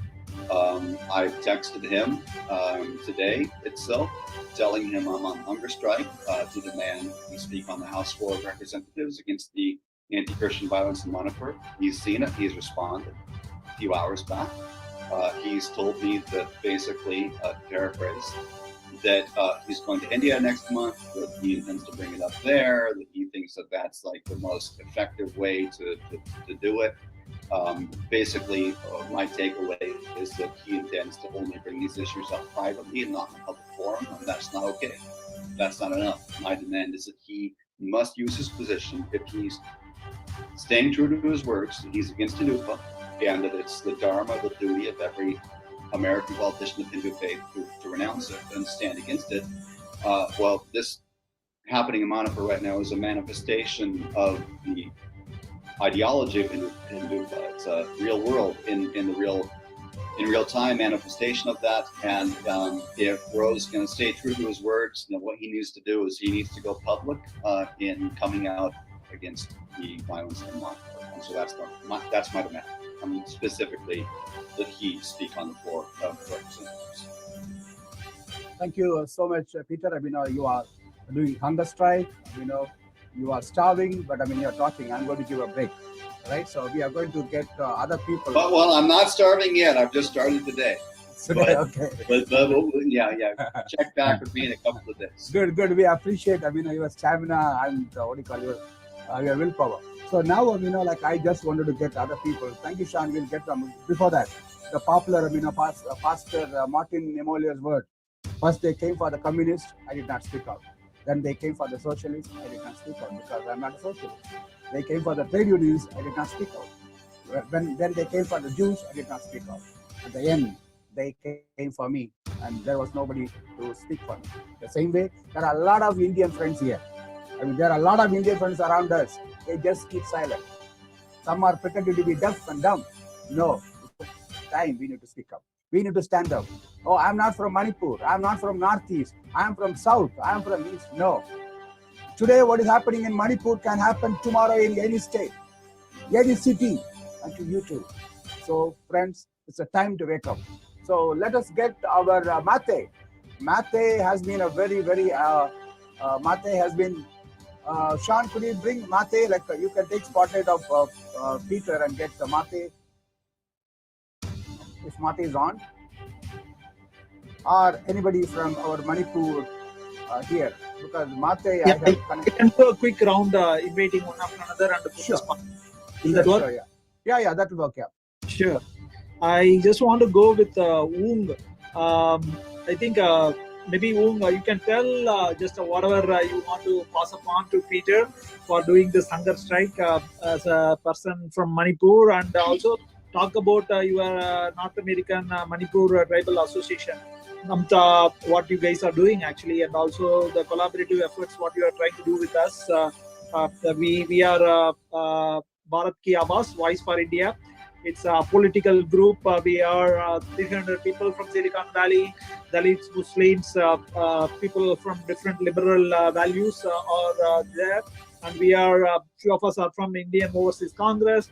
So we are trying to come together to help the Manipur community. Maybe Woong, I'll start with you. I'll just put you on spotlight. You can just speak a couple of words and then I'll just go around the table. Sure. Hi, my name is Ro Khanna. I'm from Manipur. I represent the Paite tribe. It's one of the tribe under the Kuki umbrella. And my family was personally impacted by this violence on May 3rd. The mob came and burned my family home. There were 4 buildings that we have, and my mom, who's 86, and my sister, my brother's family, my 2 brothers' family, they all had to flee for their lives. So, and I really appreciate what Peter is doing, for people like us and giving us a voice. And because of the violence, and there's also a lot of people here in the call who are impacted, and we decided to form NAMTA, which is North American Manipur Tribal Association, and so that we can do something, because we are so far away from our home state, but we want to help our people and bring awareness and raise all the issues that people are facing, and also do what we can to help the people back home. So. And I know there's Lian and other people from NAMTA who can speak more about it, but I really appreciate what you guys are doing and for giving us a platform to speak and sharing our experience, and we look forward to working with all of you. Here with you, Wo. I'll just Thank go. you. Lian Damte, you want to speak next? Go ahead. Hi, thank you so much. I think before we even say anything right now, I think everybody who has any connection to Manipur, I think our hearts are really, really warm despite all the horrible things that our people have gone through. So I want to be very, very thankful, and I want to appreciate Tamil America TV for hosting us and doing all this. And it's really lovely to see Peter again. Peter, like the first time I met Peter was when we were at outside the White House just on June 22nd, protesting PM Modi's visit. So it's really good to see him again, and again, really appreciate the initiative. And I think the key thing being to kind of support each other and stand in solidarity. And I'm also very appreciative of all the outpouring of our diaspora organizations. This weekend, I think we had so many different vigils and protest events. We're very, very appreciative of that, whether it was in Oakland or Boston, Harvard Square, or New Jersey. Very, very thankful to organizations like the Firkona, Indian American Muslim Council, Hindus for Human Rights, and so many other Ambedkar groups, and even in Canada where I am, the South Asian Dalit and Adivasi Network reached out to us, and we're this coming weekend we're also planning a series of demonstrations outside the Consulate Generals of India in Toronto and Vancouver. So that's also another collaborative effort we're kind of trying to put together, and all the different allies are helping. I think, and there's also another event in the Dallas-Fort Worth area on the 29th as well.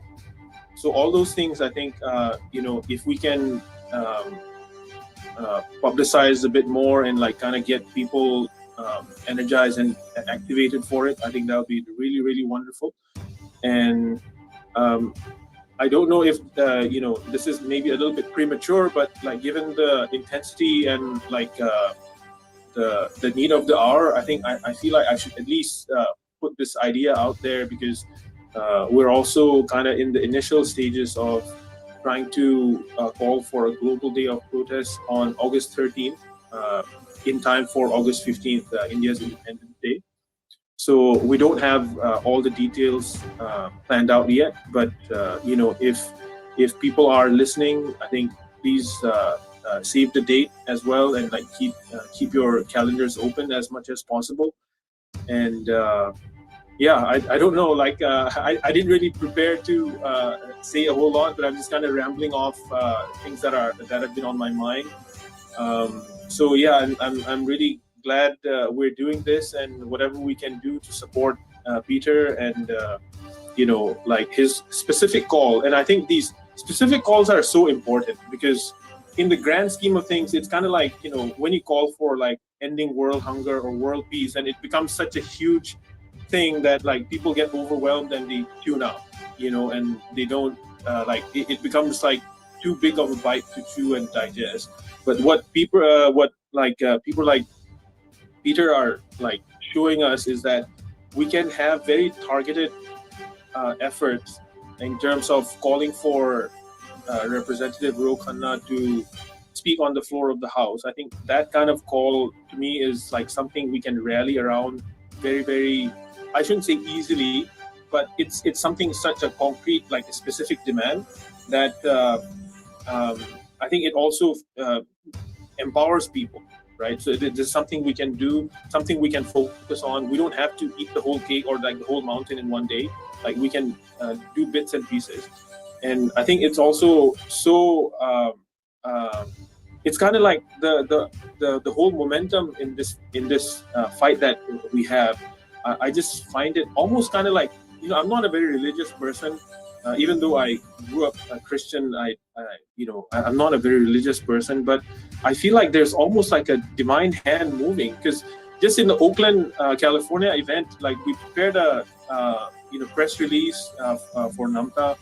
And in that thing, the first thing we called in our press release was for the U.S. House of Representatives to pass a similar resolution that the European Parliament just passed on July 12th, and the week of July 12th, where they like very strongly condemned the inaction of the Indian government and what the Modi regime and the BJP government has been doing, and all the human rights violations and different things. And where some members of the European Parliament going as far as saying that any free trade agreement or any sort of new agreement that the European Union will ink with India, should consider the human rights violations and the persecution of minorities. And they were specifically talking about the minority Kuki-Zomi Christians in India. So something similar to that. And also very recently, I'm sure you guys already know the UK Prime Minister's special envoy on religious freedom. I think her name is escaping me, Fiona something. But she also tabled that same her report in the UK Parliament, and specifically discussing the Manipur issue. So along those lines, we were calling for the US House of Representatives to also do a similar thing. And I Pieter, and we haven't coordinated on that, but Pieter is also kind of going even more targeting like a very specific, powerful and very well-known representative, not just in the DC diaspora circle, but Ro Khanna is a very he is considered to be one of the most progressive members of the House. And so if you're somebody who has a different kind of reputation of having more of a callous approach, and it's a different thing. But Ro Khanna has a very good track record in so many different things.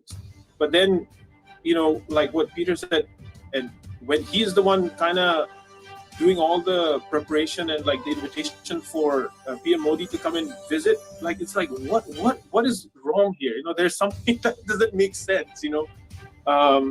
So I think, without rambling on too much, I just wanted to say that. So thank you very much. And we're here to support. So thank you so much.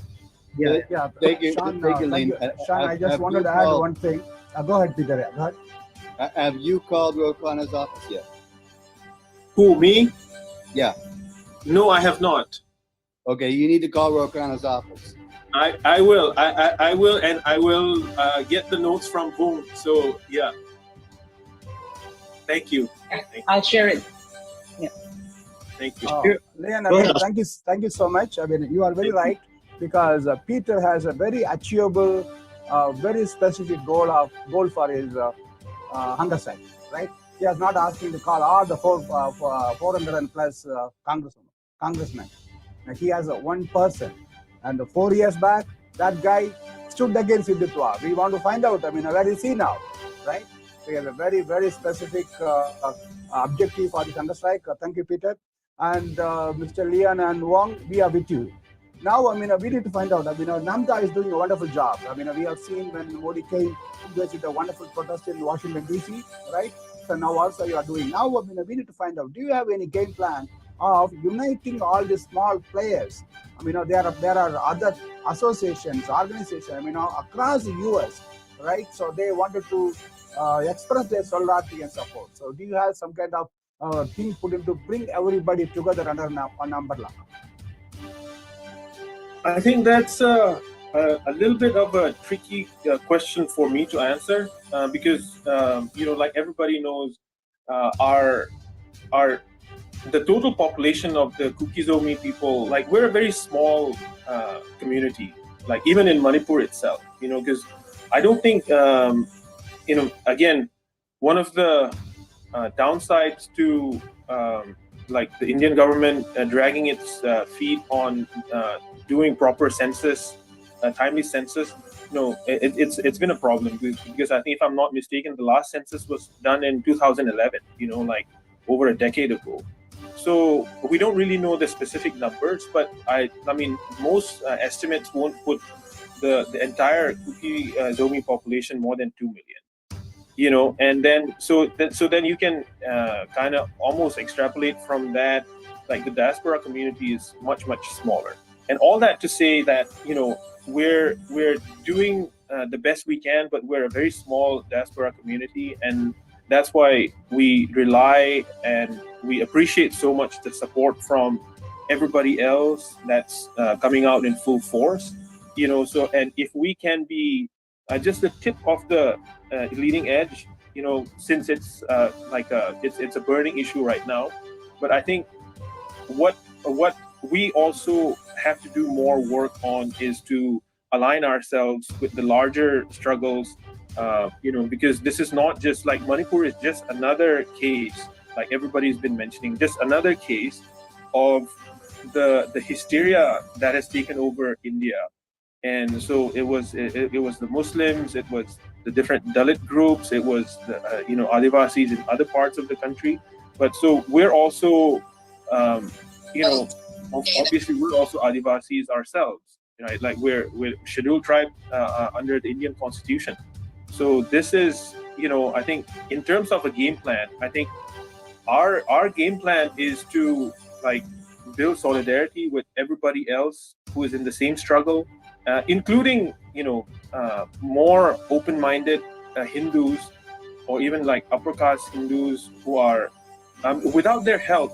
Like, you know, Hindus are 80% of the Indian population, you know. So even if all the like minorities get together, like, you know, without the involvement of the you know, main Hindu community, like we don't have a hope, you know. And so any sort of solution, any sort of permanent solution for Manipur and like any sort of minority in India, like our fate is tied to what happens, you know, with India, you know. So whether we like it or not, that's the fact, you know. Like so and and I'm also seeing that, and I'm not trying to also bypass the question because it's a very important question. But so I think in terms of what we're trying to do, we're trying to, work very closely with all our allies, like all the different organizations that I've mentioned, and also even more, because I think in the list of events, I even kind of forgot to mention that the Ambedkar Association of North America in Detroit is also organizing another event, in collaboration with us this coming weekend. I believe that's also going to be, I forget the exact location in Detroit because I'm not very familiar with Detroit myself. But so all the different disparate groups that's coming out in full support for us, I think, we're trying to be better allies, and I think we're we're indebted to remember all those who stood with us in our time of need, and hopefully we can have the opportunity to do the same and kind of hammer on the point that this is a joint struggle, and this is not like a very specific unique case to Manipur, because in fact I think it's more so it has intensified, so the violence against women in Manipur was not the first incident. It's just that instead of one Bilkis Bano in Gujarat, now we have multiple Bilkis Banos in Manipur. Anyway, I'll just stop with that. Thank you, Leon. I think that's I think we are with you is the only word we have got. I think whatever words we say, I think may not match this. In fact, I just want to recall Rahul Gandhi's interview on May 21st, 2022. He said, India is not in a good place. BJP has spread kerosene all over the country. You need one spark and we'll be in a big trouble. I think that's also the responsibility of the opposition, the Congress, that bring people, communities, states and religions together. And she said it in an event in London 1 year ago. And he has spoken in Parliament about Northeast issue 3 years ago. And he has been raising this issue. But the entire world and India called him Papu. Now we need to figure out who is Papu. So I'll just maybe jump to Sony. Sony, just thank you. Sony, just you'll be able to open your video and share a couple of words. Yes, thank you. Can you hear me? Yeah. Yes, I was just driving. So. Go ahead, Sony. Sean, I mean, you can remove my spotlight, that'll be fine. Yeah. Sure. Thank you, Sean. Yeah, but I mean, thank you so much for everyone coming up. I mean, we need to continue. See, the key is, join the struggle. So we need to bring other players in. That's very, very important. And also, like the organizers like Sean, Peter, and everyone here. I miss many of the names. So we need to come together. Maybe have a consistent, continuous planning. How to bring other players and coordinate. Yeah. Thank you. Thank you, Austin. Go ahead, Sony. You can share your views quickly. I'll go around the table because I think this is being streamed by Austin. I want to at least give him an opportunity to kind of maybe at least since this is doing like a program. So I thought, okay, maybe there are few more people. Just go ahead, Sony. Just share your views and maybe what you have to say for Peter for doing this hunger strike for you guys. Yes, sorry, I joined earlier and I had to drop off because I was driving, but I'm able to speak now, and I will speak briefly. I want to thank Peter and Sean and everyone else here for doing this. It means a lot to us. I am from Manipur, and my family is impacted. All of our relatives are impacted. People's homes have been burned. So it is very, it's painful for all of us, and it means a lot to us, the people of Manipur and India, that you are doing this hunger strike and raising the voice for the people, because these people, they don't have a voice really. The Indian media simply refuses to cover this. Mainstream media simply refuses to acknowledge these issues. The Prime Minister of India refuses to speak about the violence in India. He addressed, for 36 seconds, he briefly addressed the issue of two Kuki-Zo women being paraded naked by the mob, the Meitei mob. But aside from that, the Prime Minister of India, Narendra Modi, has refused to call for peace in this state. It's a democracy, right? He has said, he came to the US Congress and he said that India is the mother of democracy. India is the largest democracy in the world. He loves to harp on the democracy thing, but the reality of what's happening here is just, I don't have words for it, because it's unspeakable what this Modi is doing. He has been decimating all institutions of secularism and everything else, all democratic institutions. So it's extremely painful for us here to watch what's happening back home. And Biren Singh is complicit in this. The Chief Minister of Manipur, they are of the same party, BJP. It's all it's a complete mess. And the people of the Kuki-Zo people are demanding a separate administration, a separate state, a distinct administration from the Meitei majority led by Biren Singh.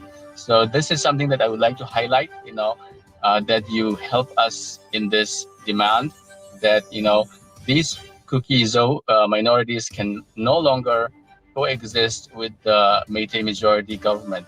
They need a separate administration. And I'm in Santa Clara, and I appreciate.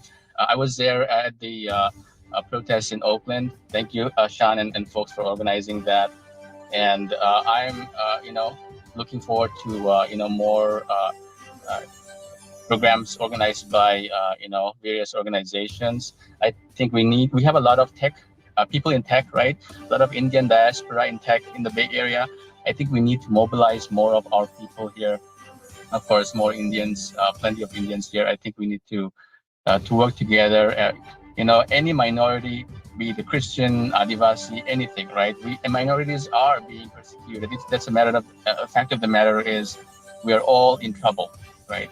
And we need to rise together, and we need to make sure that we raise our voice and we let our demands be known to the government of the United States as well as the government of India. And Thank you. Thanks a lot, Sony. Most probably Sunday we will be doing protest in Fremont. Indian American Council have pledged their support. We are expecting more than 300 people. And also there are a few other groups looking at San Francisco Consulate. We are not so sure about it, but we will keep the audience posted. We are doing all of this under Bharat Ki Awaaz, Voice for India, one of the community we have put together in March 23rd. The reason why I'm calling out the date is that's the day Rahul Gandhi got disqualified from the parliament and for a reason which is laughable. So because he is calling some set of people who are doing frauds have a commonality, which is the Modi surname.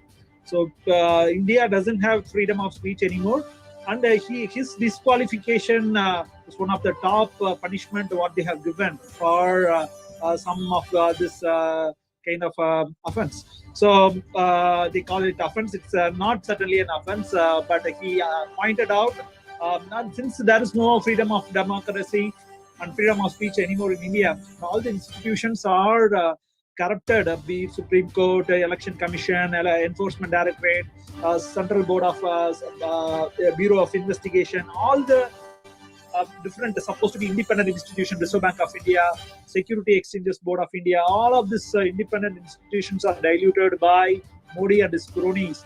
We are not in a situation even to have the last one sole voice, which is Rahul Gandhi, to speak up for all of us. And that's the reason we are trying to see.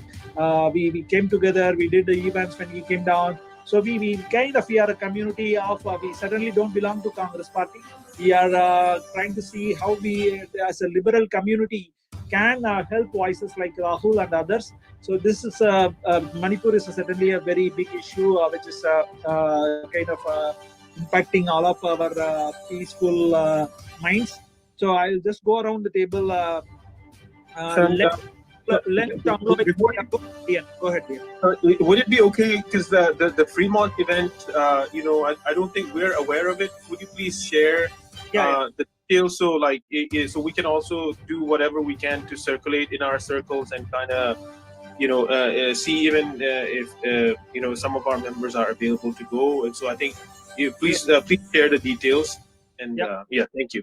Yeah, no, we are just putting the plans together. Most probably, we will have more information by today evening when we are meeting as a community. So we will share those information. But for now, I'm sharing our group, Lian. So I don't know whether, since you are from Toronto, you may not be aware of this group, the Bharat Ki Awaaz Voice for India.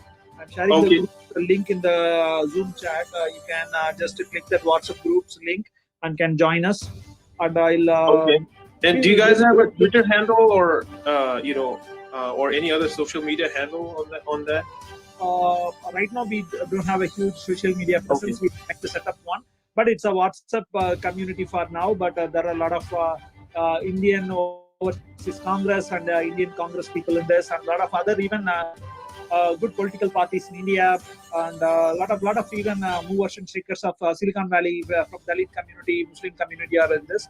So we have Nyang and many of you are North American Manipur Tribal Association members also joining us on Sunday. Wonderful. Awesome. Thank you so much. Thank you. I'll just go to Len Chamlai quickly. I think Len is in India. Maybe Len quickly order to share. We are with Peter, who's protesting, doing a hunger strike, making Mr. Representative Congressman Ro Khanna, who's the co-chair of the India Caucus. So just go ahead. He wants Ro Khanna to raise this issue in the House floor. Till then, he's going on a hunger strike. So he's a great human rights activist. I know he's a great role model and inspiration for a lot of us. So I'm very glad we are able to join hands. And go ahead, Dr. Len. Thank you for giving me the time. Am I audible? Yeah, you are. Yeah. I would want to listen more. I just came across Pieter Fredrich hunger strike, and I thought I'll just join the group to show my appreciation.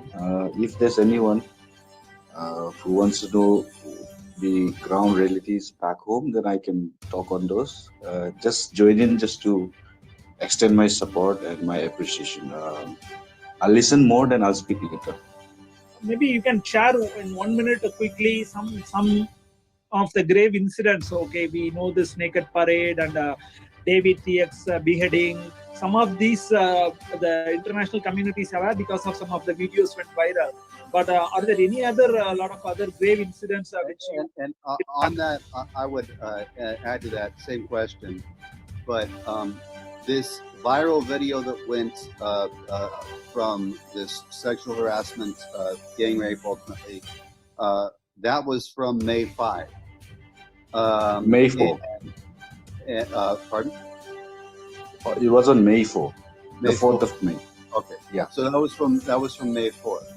So that's almost 3 months ago now, and the video just came out and just drew the world's attention in a large way. So now, almost 3 months later, we're hearing about it. My question is, since that's been so long since that happened, similar to what the gentleman was asking, is what's happening now? Because what I'm saying is,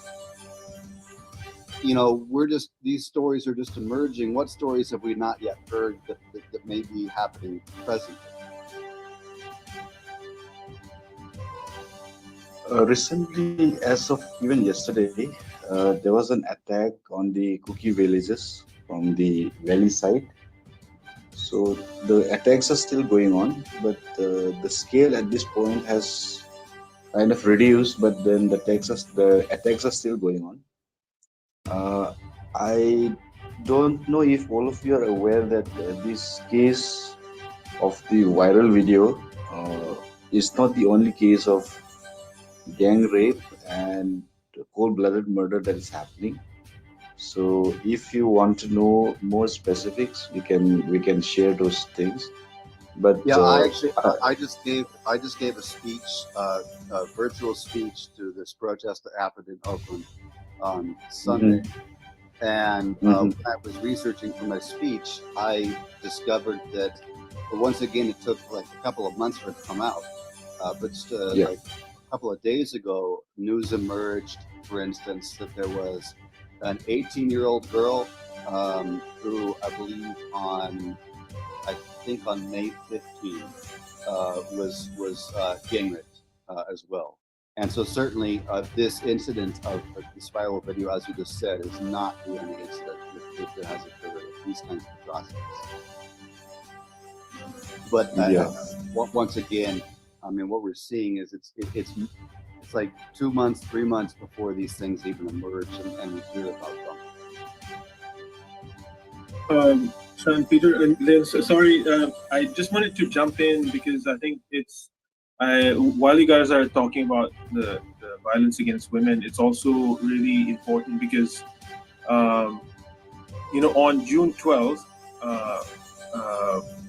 with two other academics and Namta also being a signatory, I don't know if you guys are already aware of this, but we had sent a letter to the NCW, the National Commission for Women, and that's also kind of what has added to the uproar after the viral video that came out, where the chairperson, Rekha Sharma, was trying to you know, claim that it was a suo motu action that they took.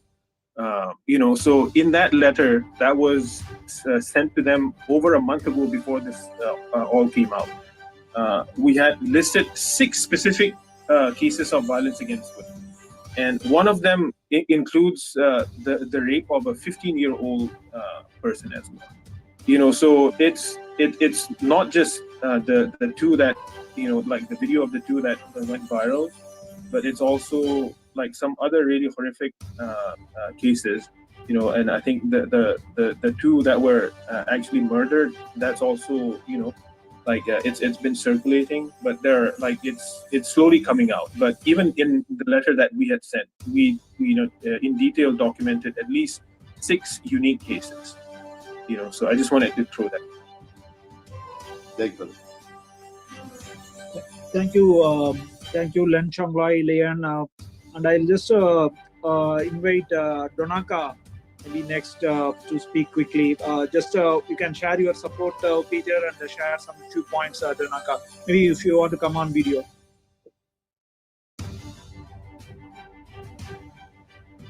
Donaka Goite, are you able to hear us?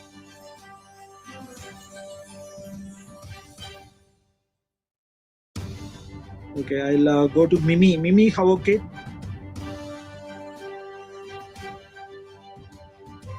Hi. Thank you all for giving us this opportunity. First, I want to thank Pieter Fredrich. Thank you so much for standing up against injustice and inequality for the Kuki people in Manipur. That's all I'm here for, to support. Thank you. Thank you, Mimi. I'll quickly go to Suwan Kuptang. Can you come on video?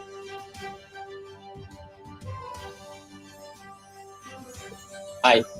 Yeah. My name is Swan. I live here in Dallas, Texas.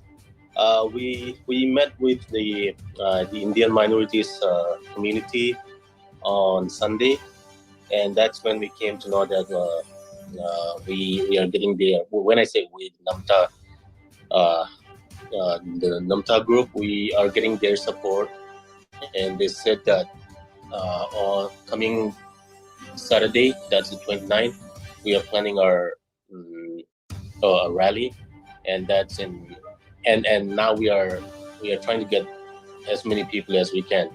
We're reaching out to people. We even today with the inviting people in person, talk to them face to face, and I too want to thank Peter for what he's doing for the cause of Manipur. And another thing that I wanted to add is the Métis, the majority community in Manipur. They've been telling lies after lies after lies after lies, and they are in a position that they are believing their own lies, and that's when even they are fooling their own community, and because of there are a lot of internal instability among themselves. And when we formed NAMTA, initially, like on the 4th and the 5th, like the first 1 week maybe, there'd be photos, videos of the tribal being killed, being, whatever. They would play the victim role as if they are the ones who are the victim in those pictures, in those videos. And in NAMTA internally, there are some of us who would even say, hey, let's do something like this. And we said that no, we should stand by the truth. Truth would prevail. So that's what I wanted to bring up here as well. We would never stoop down to their level. Yep. Thank you, Suhan, for the kind words. I think somebody else wants to speak. I think it's Len Chonglai. Len Chonglai, please go ahead. You have something to offer. You wanted to share some perspectives. Please go ahead. Now, I think we can hear more from your on-the-ground experience. I think Suhan, others, many of them maybe from US and many other parts of the world. So you can offer a couple of insights, Len.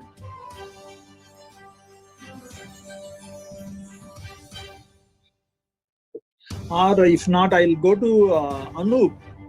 Yeah. Anup, yeah, go ahead. Go ahead. Am I online now? I'm having some issues here. It's not visible. Okay, what's happening? I don't know. Sure. I'll try to come back and then I'll speak.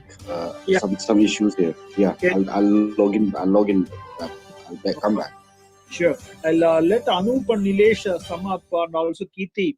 Anup, you recently went to India. You are trying to help students from Manipur. You went along with even the Congress party. So if you want to come quickly on video, just to share a couple of insights.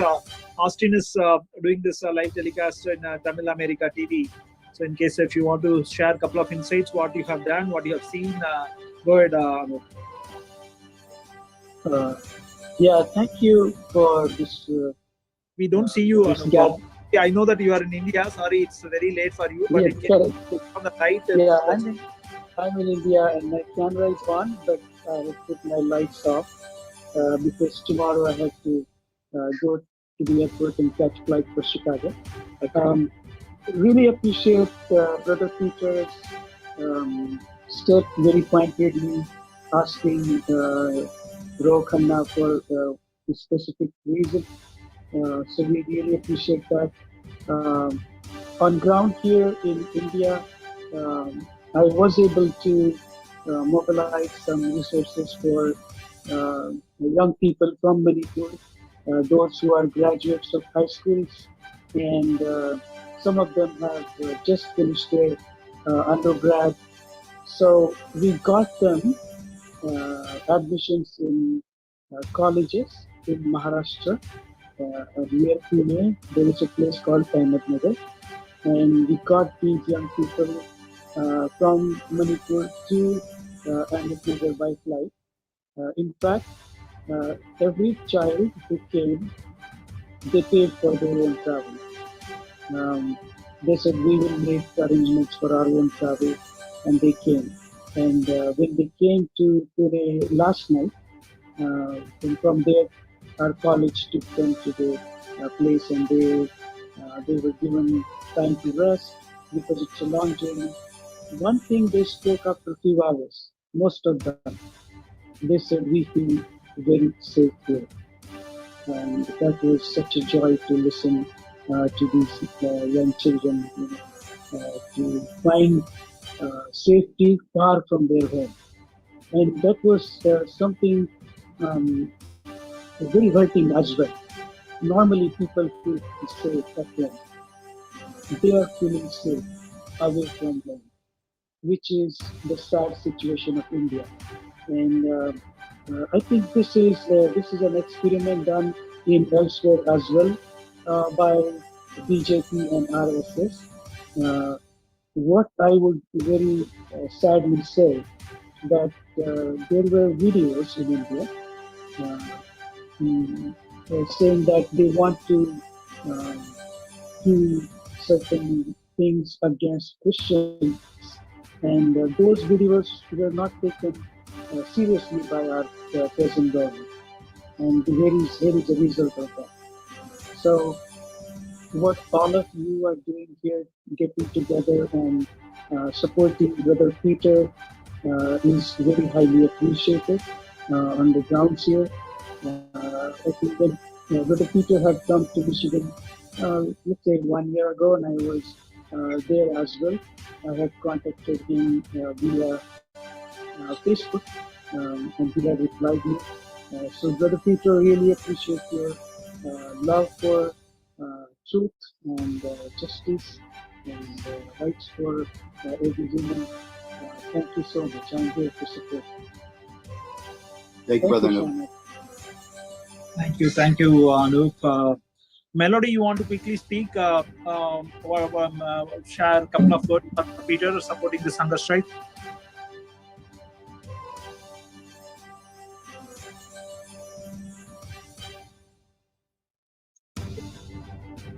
Melody, we are not able to see you. Can you speak? Do you want to speak?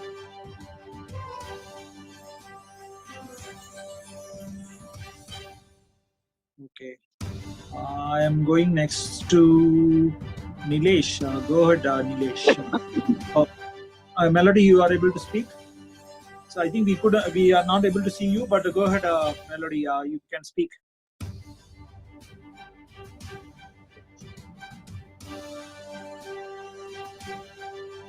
Sorry, we are not able to hear you. Okay, I'll just go to Nilesh. Nilesh, you can quickly speak, you and Kirti. Then we will go to Len Chongloi. So go ahead, Nilesh. Nilesh, you are on mute. Hey, sorry. Yes. Can you guys hear me now? Yes, Nilesh. Yep. I just want to let people from Manipur know, who's on this call, that we are with them. We might not be physically present with them, but hearts are bleeding currently for the people of Manipur. Peter raised a very good point. As to reaching out to the clergy in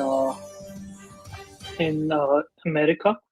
A couple of days ago, we were on a call arranged by Indian Overseas Congress. I think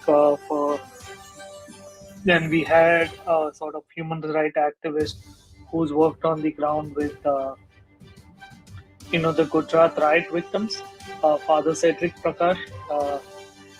And I have noticed, like, over the last few years, the Catholic Church in India has not been vocal. Usually the Catholic Church is sort of speaks against persecution. That's basically what they have been doing all through their history. And unfortunately, over the last few years, they haven't really spoken up.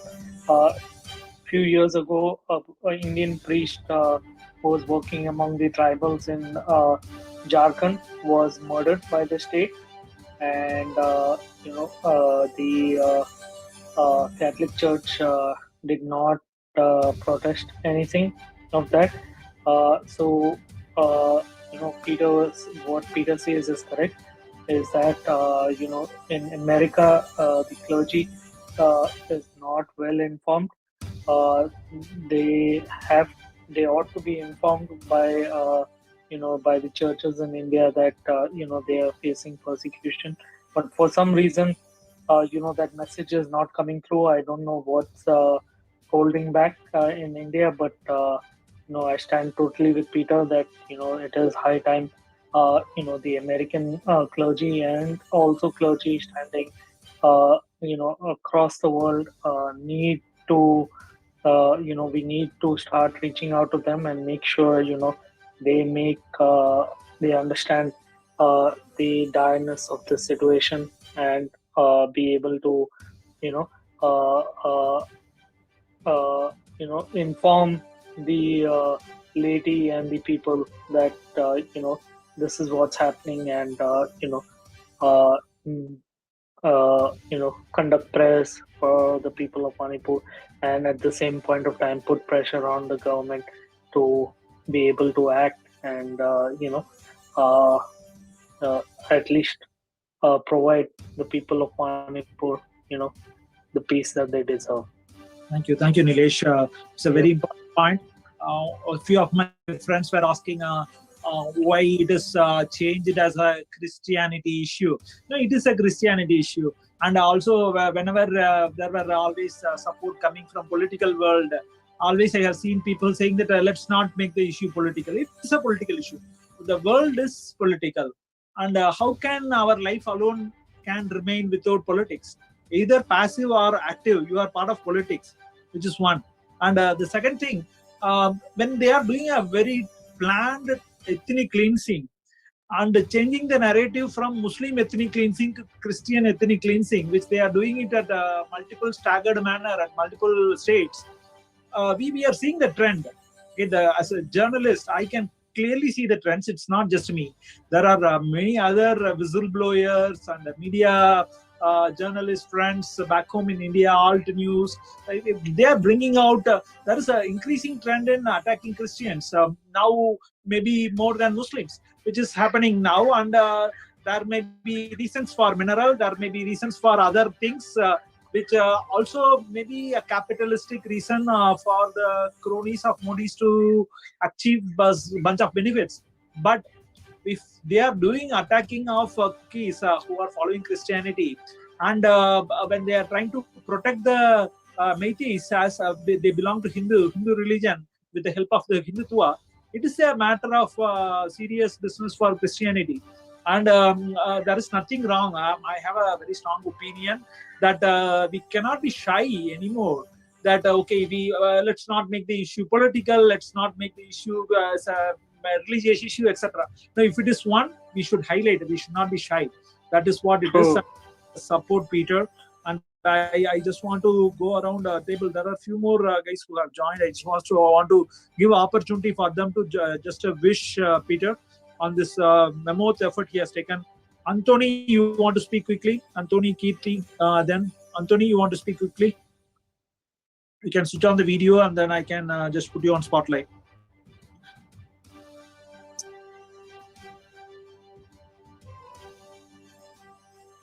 Anthony, iPhone. You want to speak? Okay. Sean, let me briefly interject. In about 20 minutes, I've committed to go on a Twitter live space. Sure. And so I'll be here on camera, but I'll probably turn the volume off. Sure. No, we will tune into Twitter space, Peter. So this is great, actually, by you staying with us. Melody, you want to speak quickly? I actually... Go ahead. Sure, sorry to interrupt. Actually, it's night, 1 o'clock. I'm so much interested to hear all the stories and empathy from all over the world. So this is, I feel, first thanks to Sean to adding to the wonderful group. This is the I see this one actually. I used to think actually so much happening in India. So many Arabic world is there. The world with the minority Christians are there. Christians and Muslims are minorities in India, not in other part of the world. So they need support from all over the world. As Sean told, I totally accept that because it's political. All people need their rights actually. Even I always tell actually, even a single person follows some religion from their own system or religion or anything, we should protect them. We should protect their belief. We should celebrate the differences. That is the real India. The idea of India is to celebrate the differences, not to attack other beliefs or not to attack other people or their beliefs. belief system or anything. We are in the world actually where humanity thrives, but what happened in India in recent days, I don't know. What happening in the world also? Why the world is not turning into the India's happenings? I don't know. But this initiative gives so much happiness and satisfaction to us.